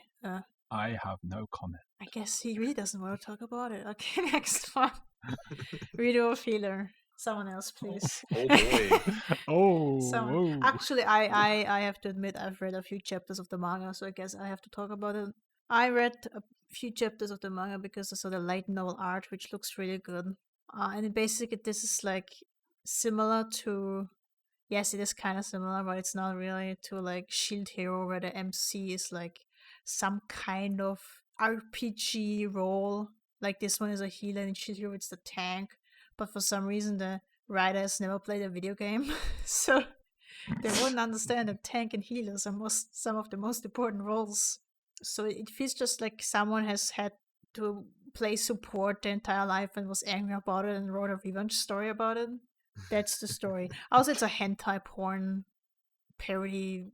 It's not a parody, but it feels like one. Basically. It's like Rance, The Quest for Hikari, but not as good. Not even as visually good. I also have to say, the show looks extremely shitty. It actually does look like a hentai, but worse. And since I've read the manga, it also rushes the story, so I'm like, really, what the fuck? Like, there's actually some cool... I'll actually admit there's some cool elements at the start that make it make sense, even though it's just fetish rape porn. But, so it's just terrible. But at least it had some moments where there was an attempt made to make some world building and make the revenge look reasonable to an extent. The anime doesn't do this. The anime just rushes through it and looks like shit while doing it. So I'm just like, what's the point here? I almost want to watch the second episode because I hear he sucks his own dick. What? Yep, I haven't read that. I haven't heard about this. He sucks his own dick, and he slaps the princess in the face with his cock. It's very weird. I saw the slap thing, but that was about it. I didn't know he actually... Oh, God. Why? Why? I don't know. But yeah... But kind of based. I don't... Owning the lips. I don't understand how this got an anime adaptation at all. I don't either. How is it even? How does it still have a 6.5? It should be below a 5. This is unjust. Oh well. But like... I guess a lot of people have bitter feelings about playing in a support And role. apparently Yeah. the author said himself he hates tsundere He and said wants some, them to like, get raped or awful something. things. Yeah. Something about fisting people. I don't know who it He was. said Oh, he said he yeah. hates Yeah. tsundere and wants them to fist fuck to death. Oh god. That's what he said. And I'm like, yeah, I can tell He because is he a wrote this nutjob. this light novel, which is exactly that. A shitty tsundere princess you want to fist fuck to death because she sucks. And I'm like, okay, I've had enough of this. Why? Also, he's a healer, but his healing can go back in time. It can heal fire. He It heals just the heals world. It everything. heals everything. It has like no concept to it. As I said, it's the same Decay with Shield heal. Hero. Fire Tank. heal. Who needs a tank? We don't need a tank. Oh, his shield, he can do everything with it. It doesn't matter. What's the point of having classes when you can do everything with it? Why? It can heal everything except the mouse spore. Yeah, I'm gonna eat all it's these trash. poisonous It's mushrooms. just out there for the outrage machine to eat it. Yeah. Nothing matters. Moving on. Beastars second season, which is actually good. Oh, Oh, it's beautiful. so good. Crit, you can start raving about it. So in the first couple episodes, I was like, Beastars is back, hell yeah! But it wasn't like as dramatically juicy as like the first season was. But then like these past two episodes, episode 3 and 4, have just been like peak. Like in Beastars season 1, I was already like, this is a masterpiece from the first episode, and then each episode got better and better, except for like there's like 2 episodes that aren't better than the previous one, but then every episode other than that is better than the one that came before. And this second season almost seems to be like the same pattern, where like the new characters are amazing, the way it's developing Legoshi is amazing, all the dynamics, all Louis as well, it's all amazing. The music, they're like doing different arrangements to my favorite tracks from the first season. It's amazing. Yoda new Yuki Kachi character. Oh, he's so good. Cool, that sheep. The big horn big sheep. horn sheep. Yuki Kachi in this role is so. Every voice actor in this role is so And the good. snake. The snake. The snake is good. All the voices are so good, and the animation is probably better than the first season already. Like in terms of just character expression, like there'll just be a shot, and then like in the background, Legoshi will be sitting there, and then his ear will like do a little flip, or like his tail wagging, or just like all these kinds of details that all the characters are like being shown. Like it's never ignoring them. Beastars is also like another one of these anime where I'm just like, why is this not in my top 10? I want it to be in my I top love 10 it so much. Yeah. When we watched episode 3 and 4, I was just like, I wanted to punch a wall because I was so happy about how good it was. I was just like, why does something this good exist? And then I wanted to just all the fucking character destroy dynamics something. and like the dialogue is so hitting. I just from the first season, I really loved the voice Legoshi's voice acting. Yes. It's like the way they've recorded it. He's so close to the mic. Yes, It's so warm. It just like envelopes you whenever he starts speaking. It's just so good. It's really. I wish you could just read me like a bedtime story. Yeah. It's so good. He's like really close to the mic and really deep in his throat, and he's whispering. It's so good. I can hardly think of a time that I've like been more invested in a main character heavenly. like that. Like he's as so fast great. as Legoshi. Yeah. It's like the first scene in episode 1 that I saw Legoshi, I was like, oh, I love this boy, and I want him all the happiness in the world. And then he's so raw and epic, and he's so like emotional and sensitive, and just deep and layered, and just awesome. I just love him. My top 10 is in danger. He's so good. I love him so much. Top 10 anime and top 10 characters. Yeah, he's so good. Oh my god. Best of the season. Easily. And I hope it only gets better. And I hope they make more. And I hope they fix whatever the fuck went wrong or something. Also... Yeah, you can tell it's already making like small changes to like how the scenes are set up. I think they've got a bit more like confidence in what they can do as well, so they're able to do this kind of thing and just kind of let it flow a bit more than the first season. Like, not the first season was bad at all, but they just know how it looks now, so they can have a bit more experimentation now. I hope the team at Orange uses this story to just really go all out and explore their creativity and different styles and their own sense for storytelling. Because I do think that the director and the way the anime delivers the characters and the scenes is a lot more potent than it has been in the manga. The only thing I dislike about this is the opening. Oh yeah, I don't like it. I don't like it at all. I still like it. The ED on the other hand is heavenly perfection. ED is beautiful. I don't like the song for the OP, but the actual OP itself isn't too bad. But yeah, it's like when you do Wild Sides, it's kind of, how do you follow up on that? You have Wild Side, the song, and you just the gave visuals, up. It's just we've peaked. I hope they announce a season 3 right after this one, but I'm just gonna read the manga. I just need more. I'm gonna wait. Okay, I can't wait. Yeah, I'll wait. I can't stand this anymore. We have to wait another year. I can't do it. The anime is too peak to not be the way I experience. I want more Landlust, please. Well, this one is on hiatus, so by the time that I'm with Beastars, they might be able to do Hoseki again. Next one. I think that about sums it up. It's peak. It's great. Watch it. Peak fiction, next one, not peak fiction. Right now, watch it. Wait, does anyone watch here? What? Hataraku Saibo is only 8 episodes? I'm not watching it. I'm watching it and the black version as well. What do you want to say about it? Because there's 2 of them. It's the same. Very much like that Dr. Stone, it's just kind of mid. It's not fairly inoffensive. I'm learning a lot from it though, which is quite good. Nice. Which is cool. I like these kind of little edutainment things. They're not very good, but I just like learning weird little information and facts like that. The Cells at Work Black though is so much better than the original Cells at Work, because it's all in a body that is kind of really bad. So the dude's got kidney stones, he's got erectile dysfunction, and they go and have a really kind of bad time in this dude's body. They're all overworked. It's just horrible, and I kind of prefer that. Yeah, it's cool. So that sounds a lot more interesting. That does sound it's quite interesting if you give it a couple of episodes.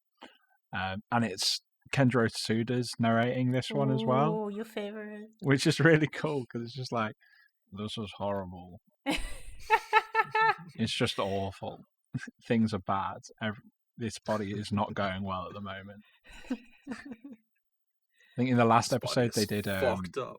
They did kidney stones, and as someone who's actually had that, it was kind of interesting to see the internal side of it. Mm.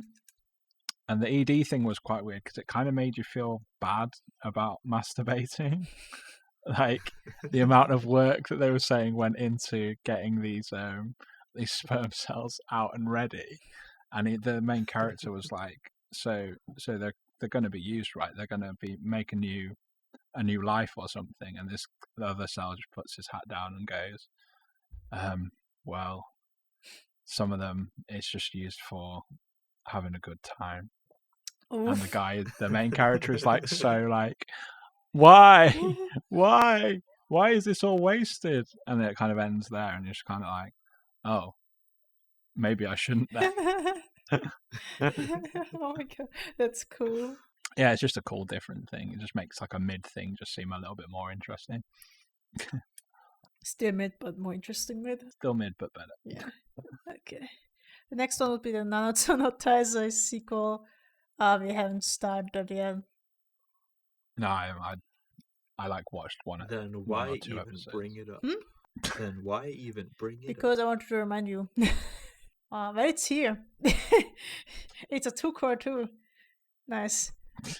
Log Horizon Season 3. I haven't finished Season 2 yet, but I really loved Season 1. Yeah, I haven't watched any Log Horizon at all. Yeah. Watch it. Next one. One Egg Priority, the not so hidden gem of the season that everybody loves. Yes! Let's talk about it. So good! Crit. Go off. Okay, who starts? Hiki, you start. You're the cute girls connoisseur. Well, I originally heard about Wonder Egg Priority a few months ago, and it was Shin Wakabayashi was directing it, and I was looking into him, and I realised that he actually directed these. Does everyone remember 22/7, that little idol anime? I think I, you watched a bit of it. I watched all of it. Yeah. So originally it was like a mixed media thing that they were going to create, like a lot of these idol franchises are kind of like Love Live, that sort of thing. But before the main series, they did these kind of little shorts, and they looked like KyoAni style levels of animation. It just looked beautiful, like little subtle character animations and things like that. And then you just didn't hear anything after that, and I was quite excited for 22/7 the anime, because I thought it would be a bit like that, but it just wasn't. So flash forward a few years, and now he's directing Wonder Egg Priority, which is really interesting, and you can really see the KyoAni kind of influence over the front of it. And I think Wakabayashi didn't actually work directly with KyoAni, but with those little shorts, he worked with Horiguchi, who was the character designer for K-On! And kind of influenced the post kind of 2010 KyoAni kind of style. So you can really see that influence. So like a Horiguchi looking kind of character designs, and that kind of Yamada style that you've kind of got used to with Liz and the Bluebirds. I just think it's just got all those kind of elements in it without being directly involved, which is really cool. And it's got an actual story. Yay! It reminds me of KyoAni, like you said, but also like the way that it is these death games in order to revive someone close to you is a lot like Gantz. Yeah. And it's also kind of like Madoka with the kind of monsters that they face, and it's a little magical girly. Yeah. Kind of like Kingdom Heartsy with the giant weapons as well. I thought it just looks like a Keyblade. Yeah, it does. All these weapons these girls have. Magical girls and the with second drip. one looks like the Xenoblade, doesn't it? From Xenoblade Chronicles. Yeah. Oh, the new girl. Yeah. Yeah. Also, the director is influenced by Kon, which is, you can tell, because yeah, it's kind of that Kon Ikihara, yeah, like paranoid agent kind of vibe. It has you can tell a lot of influences. Like a lot of people are like, oh, this is kind of like that. And it looks kind of like KyoAni, and the character designs look like blah blah blah Horiguchi, and I'm like, yeah, but it's like none of these people are here. It's just all influences. Exactly, really cool. Which just makes it more impressive. It's just wild. The show looks gorgeous. It's a very the unique music is show. amazing. The opening is heaven.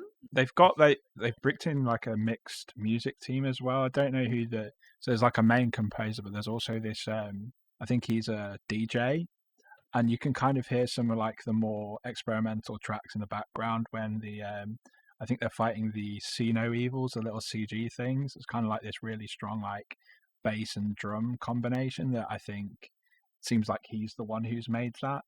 So I really like this like collaboration that's going on. Yeah, it's Very like nice. it's so good. The first episode felt like I watched a tiny movie. So good. Yeah, there's so much. It's like stock full of visual symbolism. Like you can read a thread on everything what it means every week on Twitter. And there was a really cool blog that I'm not sure who it was, but I'll find the link. But they were doing about the flower language. Yeah. So I think what the flowers represent that are shown in each episode, which is just really interesting. I've been reading that after every episode, which is cool. It's just very interesting to have like an original work, an original story have such like a high standard of quality, and like so many things it wants to say, things to do. And it doesn't seem like it's afraid to touch like heavy topics either, which you don't really see very often. Like I think they touched on self-harm in the recent episode, which bullying, depression, suicide. I think there are rumors of an actual like non-binary character in the next episode. This is just a rumor. It's just all kinds of like social issues, like experiences that will cause like young people to fall to suicidal thoughts. Yeah. Or just other problems. Usually, it seems that the people they want to revive are the ones who committed suicide, but they themselves are like survivors of whatever struggle they've had. Yeah, and they're also trying to bring someone back that did kill themselves. That's what I just You said. said survivors. I said it before. Yes. Ignore me, please. Yeah. This is like, I really like the show because it's hard to come to have like a show with a cute girl cast that looks this good that I actually like. Usually, join us. Usually, I'm like, I must watch it. I'm like, oh no, a 6 out of 10. But this one has like potential to be my favorites. I hope it sticks its landing. That would be really cool. Yes, I hope so too. As long as an anime is like doing something cool, then I'm here for it. Yeah. Anyone who hasn't watched it yet should go watch it because I haven't seen a single person yet who didn't like it, including me. Like people that are in, like I'm seeing people who are usually into very, very different shows really digging this. Yeah, which is cool. I like it when an original anime comes around like this and can get that kind of attention. I think we deserve something this nice sometimes. So, even though this season is like mostly disappointing on like sequels and no shows and whatever the fuck everyone hyped about, there's always like one show each season that makes it worth sticking to, and this show is this one. I love it. I love it too. I having pain in my bones. Oh, okay. Kumo desu ka nanika. This is isekai where the girl gets reincarnated as a spider. I read the manga and liked the manga a lot. The anime is CG, which isn't really my problem, but some of the action direction is kind of off. It's just weird. And there's just some weirdness to it. And Hiki mentioned it's the Berserk director, so everything makes sense now. Yeah, I literally discovered this when I was looking for my notes yesterday, and I was looking through. I was like, who's directing this? It's kind of weird, and I was like, hang on a second, it's Itagaki. Huh. Oh no, that makes sense. Everything makes sense now. That kind of makes sense now. Not shit, Itagaki. This is like a show that everyone or most people will like because there's a lot of gaming exposition by Aoi Yuki, and if you don't like Aoi Yuki's voice or gaming exposition, this is not for you at all. I'll stick to it though because again, I like the manga and I like gaming exposition. Yeah, I just like her. That's yeah. it. Gamers. Yell it. Be a gamer.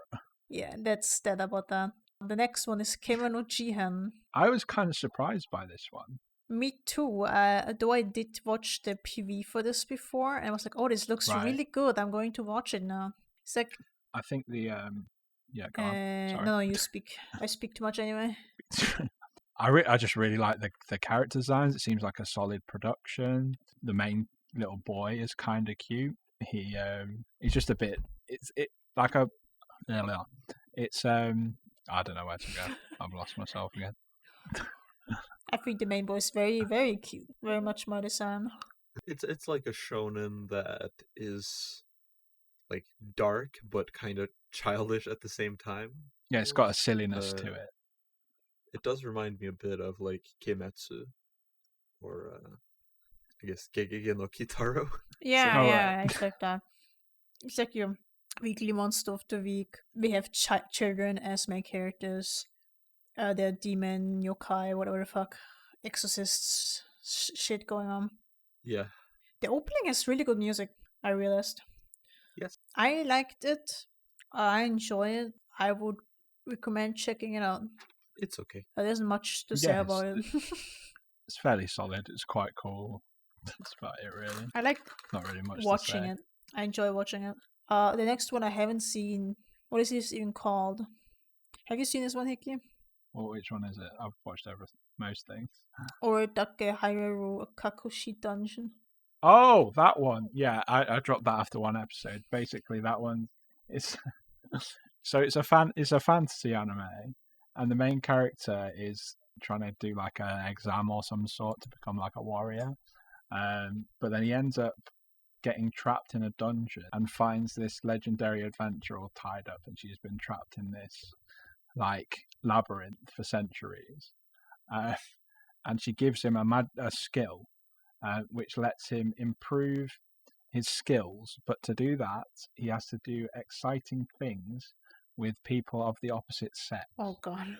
So basically, if he makes out with someone, he gets more powerful. If he like touches them inappropriately, then he gets more powerful. And that was it. And I just thought it was terrible. It just didn't look very, very good. It sounds terrible. Just dropped it almost immediately.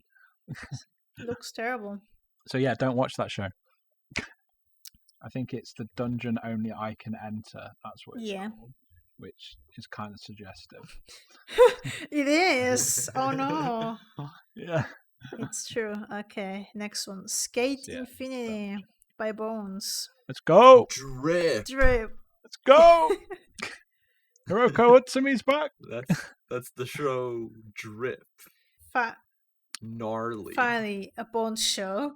So, if you know anything about me, I like cute girls, and I really like Free. And the director of Free, Hiroko Utsumi, did Banana Fish as well, and I've kind of really enjoyed her work so far. So to see her get like a completely original show really excited me, and the boys are gorgeous. They're beautiful. I love them all. I really like the friendship between the main two characters.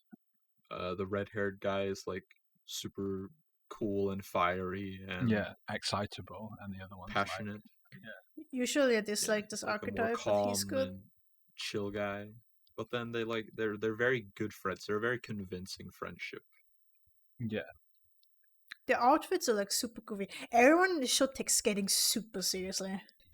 There's a main villain guy who looks like so like Lancer crossed with Dio. He's like he looks like one of the characters out of Star Driver or something. Yeah, that's what I said. Yeah, and he has like this masked outfit with a cloak out of Star Driver, and then he just comes skating in, and it's like and he can skate like uphill. This serious businessman coming in like this fucking goofy ass outfit to intimidate people with his skating. It's really funny. It's the same character designer as Iron-Blooded Orphans as well, which I kind of get from looking at it a bit more. Makes sense. Which is really cool. I cool. really like the Iron-Blooded Orphans designs. Yeah, it was Iron-Blooded Orphans and Double O as well, which is really cool. Yeah, I can see them. Because I like them. I like the cat boy. And they've got the cat boy, Mia. Yeah, I like him. He's great. He's great. Amazing. And I kind of really like... Have you watched the most recent episode? 3 or 4? 4. Have you watched 3? You watched 3. Mm-hmm.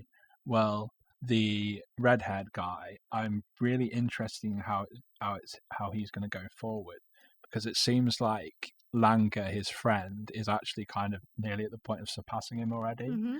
So I'm really interested to see if that becomes some kind of point of contention between the two of them.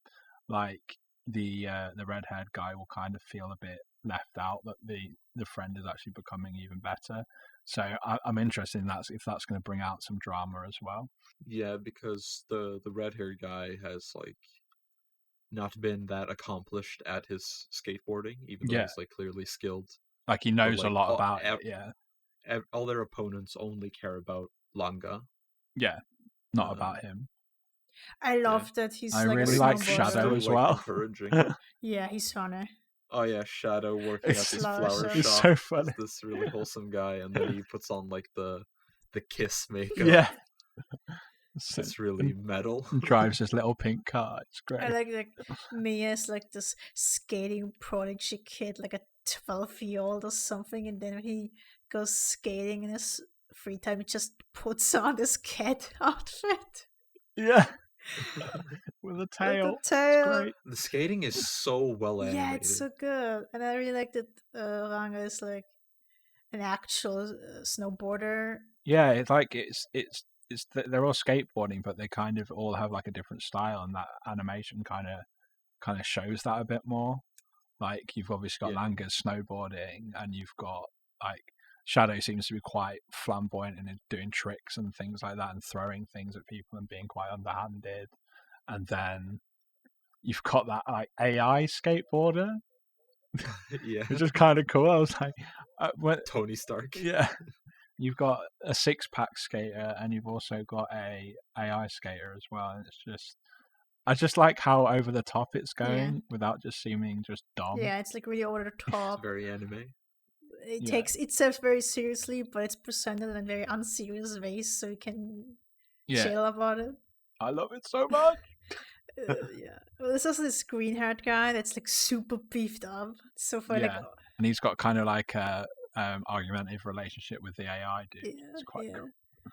Like they hate each other. Oh, so funny. Cool show. Really Swag, cool show. drip, raw. I also learned a lot about skating, and I've once again realized how dangerous skating is.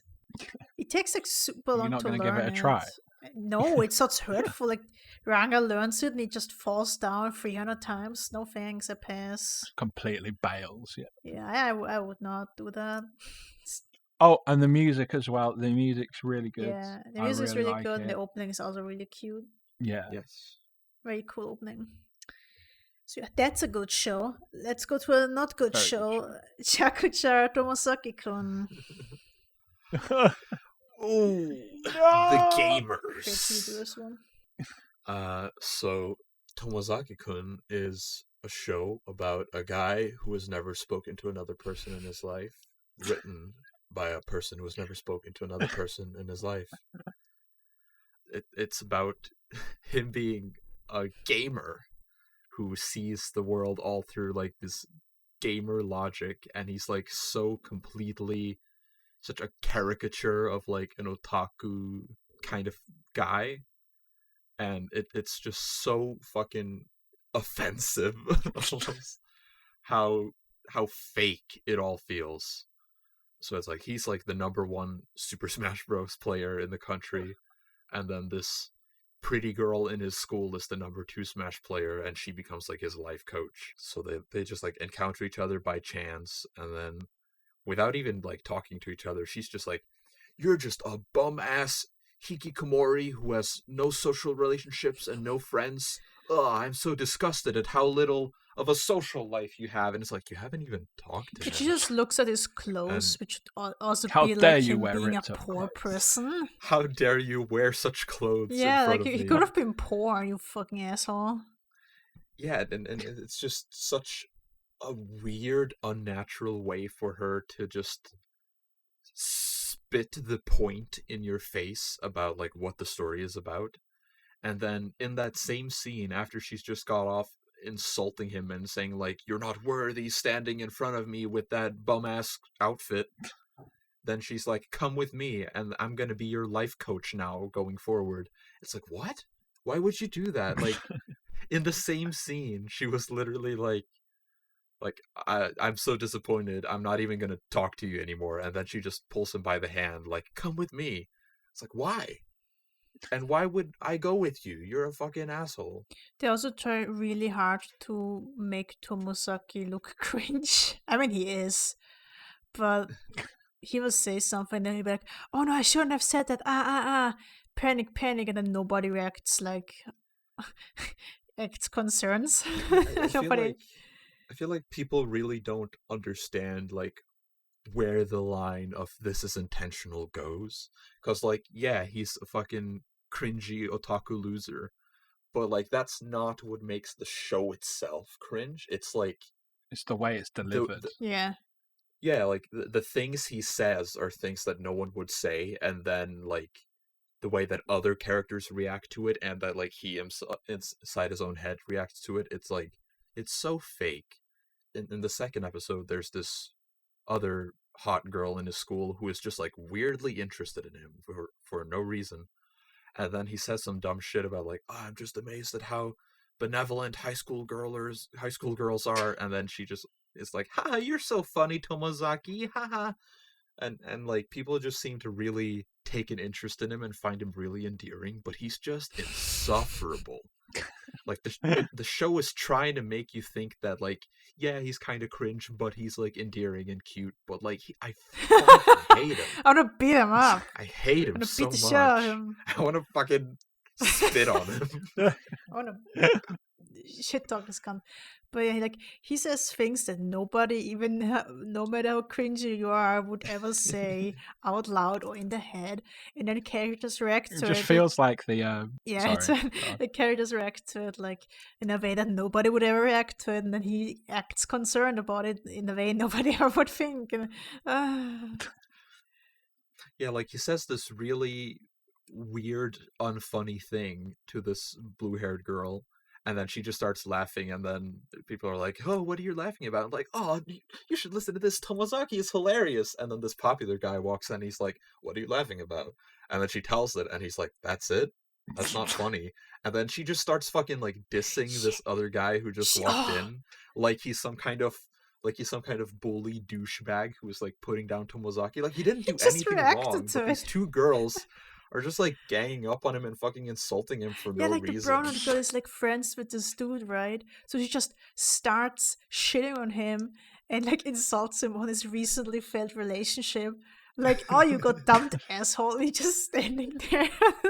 He's like, "Oh, you're just salty because Tomozaki beat you at Smash Brothers," and it's like, what the and he's fuck? just Is this standing supposed there to be an all own? sad, and like, oh god, I feel shitty for this dude.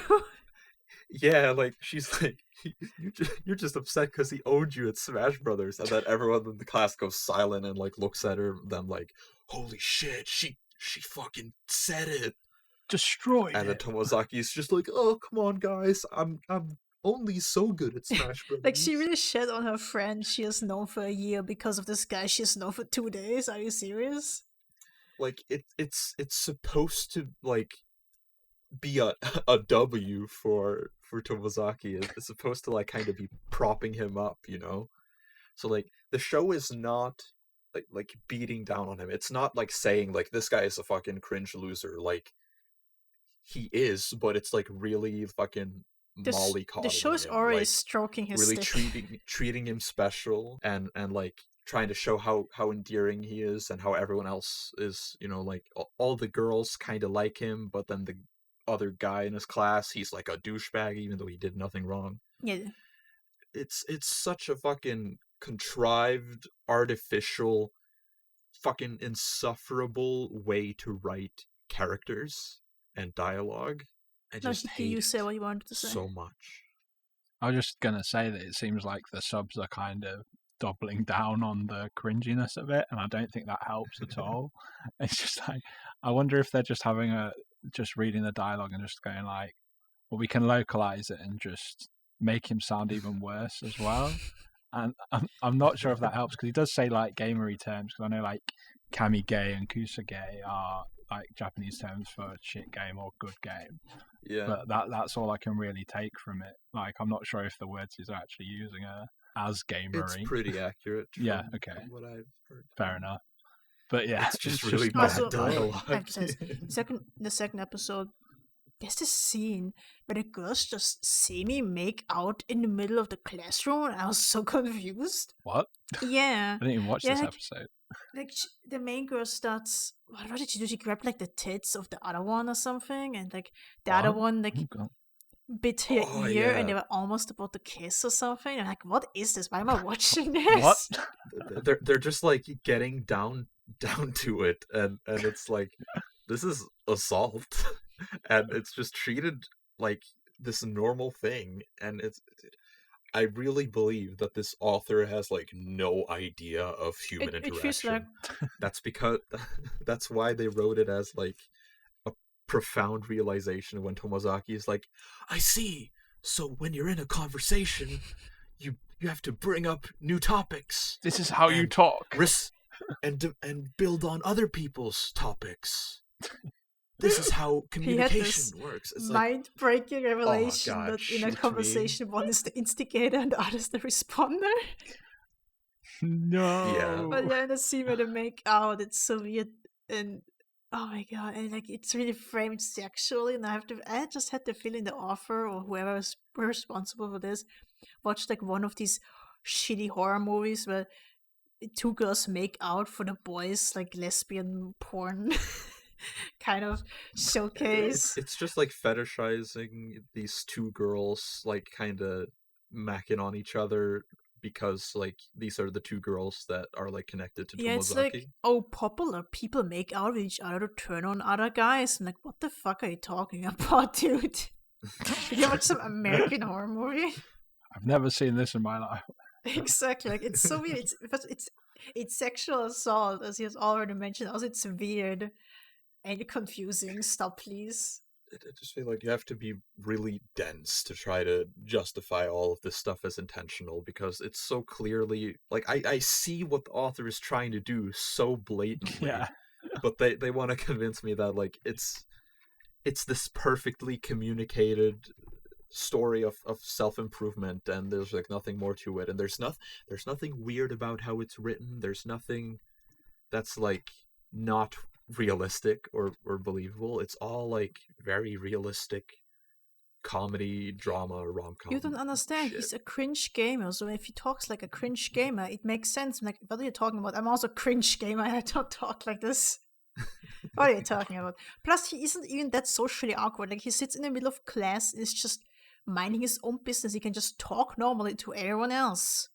What is the problem here? Every bit of his social awkwardness, every bit of how people react to it, or how other people interact with other characters that aren't Tomozaki, all of it feels alien. Like the author just doesn't know human. This is like one of my... Doesn't speak it. It's like it's written by Also, an the show AI. looks bad too, I think. Too shiny. But it looks mostly mediocre. Yeah, it looks really generic. Not bad, but generic. This is like one of my least favorite 1 out of 10s. I've just dropped it. It's one of my most hated anime Yeah, it ever. sucks. Yeah, I dropped it after episode 1. Sorry you had to watch the other one.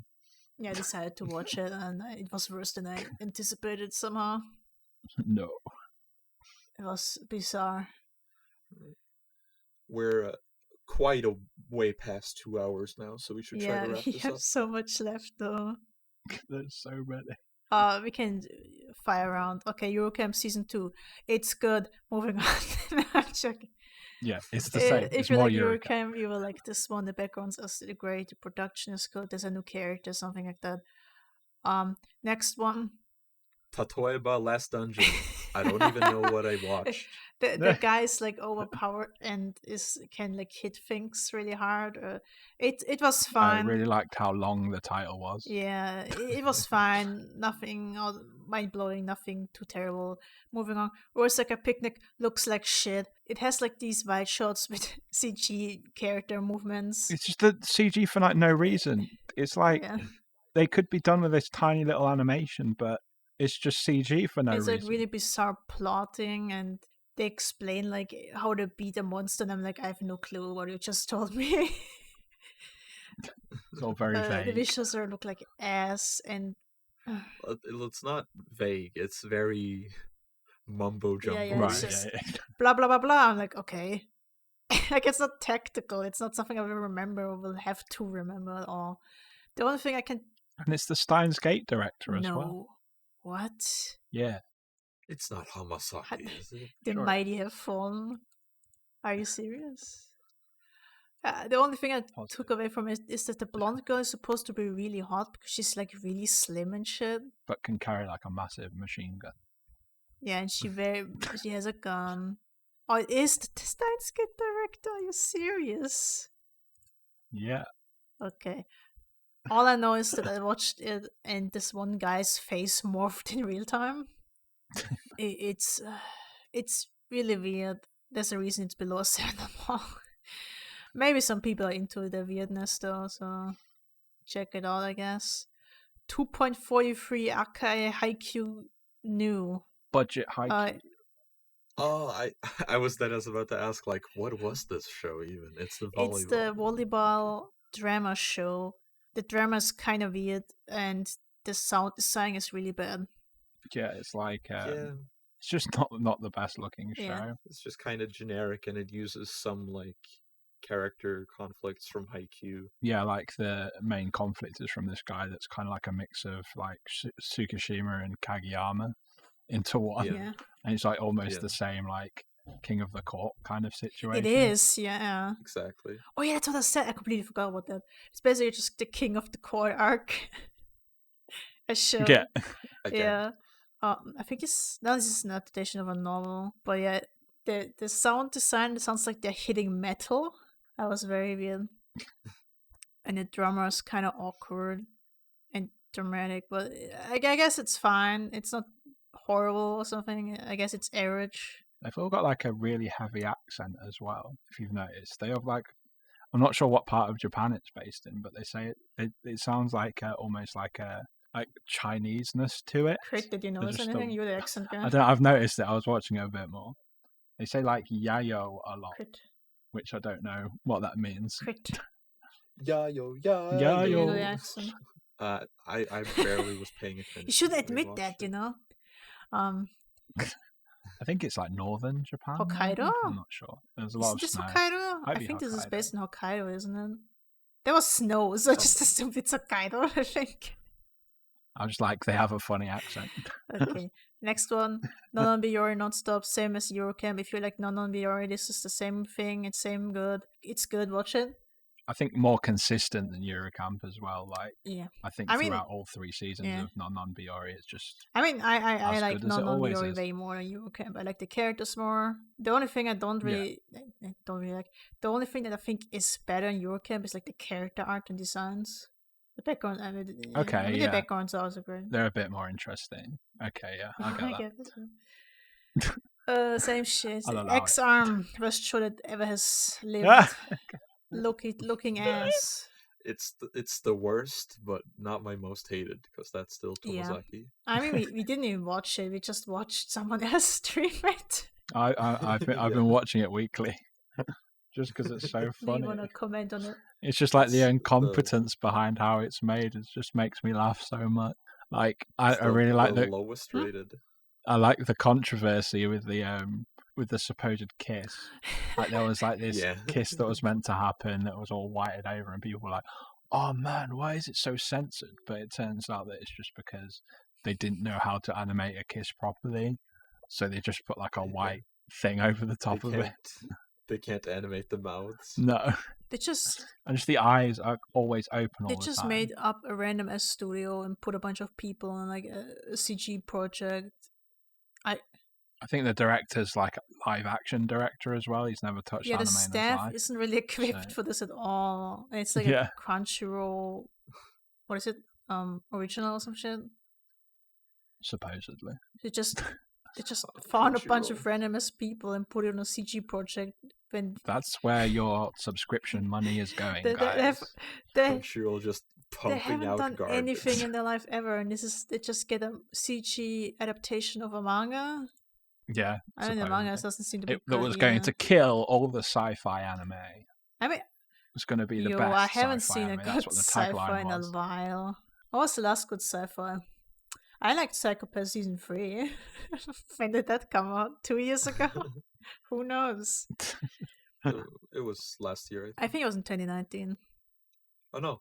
Yeah, it was. So at this point, it could be 3 years. I'd say Decadence, but you didn't like that very much, did you? It was okay. No, we didn't. No. Akudama Drive is Akudama Drive, yeah, I guess you could say that. We watched a little bit of Back Arrow, which apparently is this Code Geass director. He has fell off. I dropped it within like 5 minutes. It's whatever. It's kind of tokusatsu, kind of golden age, I guess. It's just look at the poster. It looks like ass. You know, that's everything written about it. It'll give it away. The poster gives it away. Vlad Love, which is by Mamoru Oshii. Yeah, Oshii. Yeah. Going back to his roots of, what is it called again? Urasekai. It was okay, but I don't think anyone who's into modern anime really will find this very funny. It was kind of mid, not funny. The directing was a little weird. It feels outdated. It's just very weird. It's barely above a 6 on Mal. It doesn't look bad, but it has like paneling. Which is shameful for one of the most beloved directors the media has seen. It seems like an odd choice for him to do this sort of thing. But we'll see. We shall see. I don't know. It was just average as fuck. The OP though. Yeah. It's good. That is lit. But like the paneling was really weird and the character dynamics are weird. I don't think anyone who's really into modern anime will like this because this feels like an anime from 2002. Because You're like right. an anime from 1980. yeah, like even for me, this is outdated, and I started watching anime in 2007. It's for old heads. Yeah, like maybe some people like this. I don't. And that's it. That's it for me. Yeah. That were all the anime ever. Are you still watching Higurashi? Yes. No. Do we have a verdict Yes. on it? It's terrible. Why is it terrible? It's just not good. It's just like the original Higurashi, I gave a 6. Yeah, me too. And there were things I did like about it. Like some of it was genuinely scary towards the start. But this remake it's just so like on the nose and not subtle with everything. It's just like, why? And they're doing like so many arcs, and the slice of life stuff is just really annoying and just goes on for far too long. I've actually started watching like those parts on like 1.5 speed just because it's just so boring. Yeah. Okay. So we'll see. Yeah, so that was our first impression podcast on the winter 2021 season. We should like have like a top 3 of the season for us. Beastars, Attack on Titan, and Same Wonder for me. Egg. I go Wonder Egg, Beastars, and Skate. Yeah, so things I recommend that aren't sequels are Wonder Egg and Skate. And peep Kemono Jihen if you can. And Mushoku Tensei, yeah. Also, I will say that everyone should watch Poi Poi Mall Car, the guinea pig car stop motion show. It's only 3 minutes. It's an easy mal entry, and it's great. Okay. Okay. So that was it, and goodbye. Bye.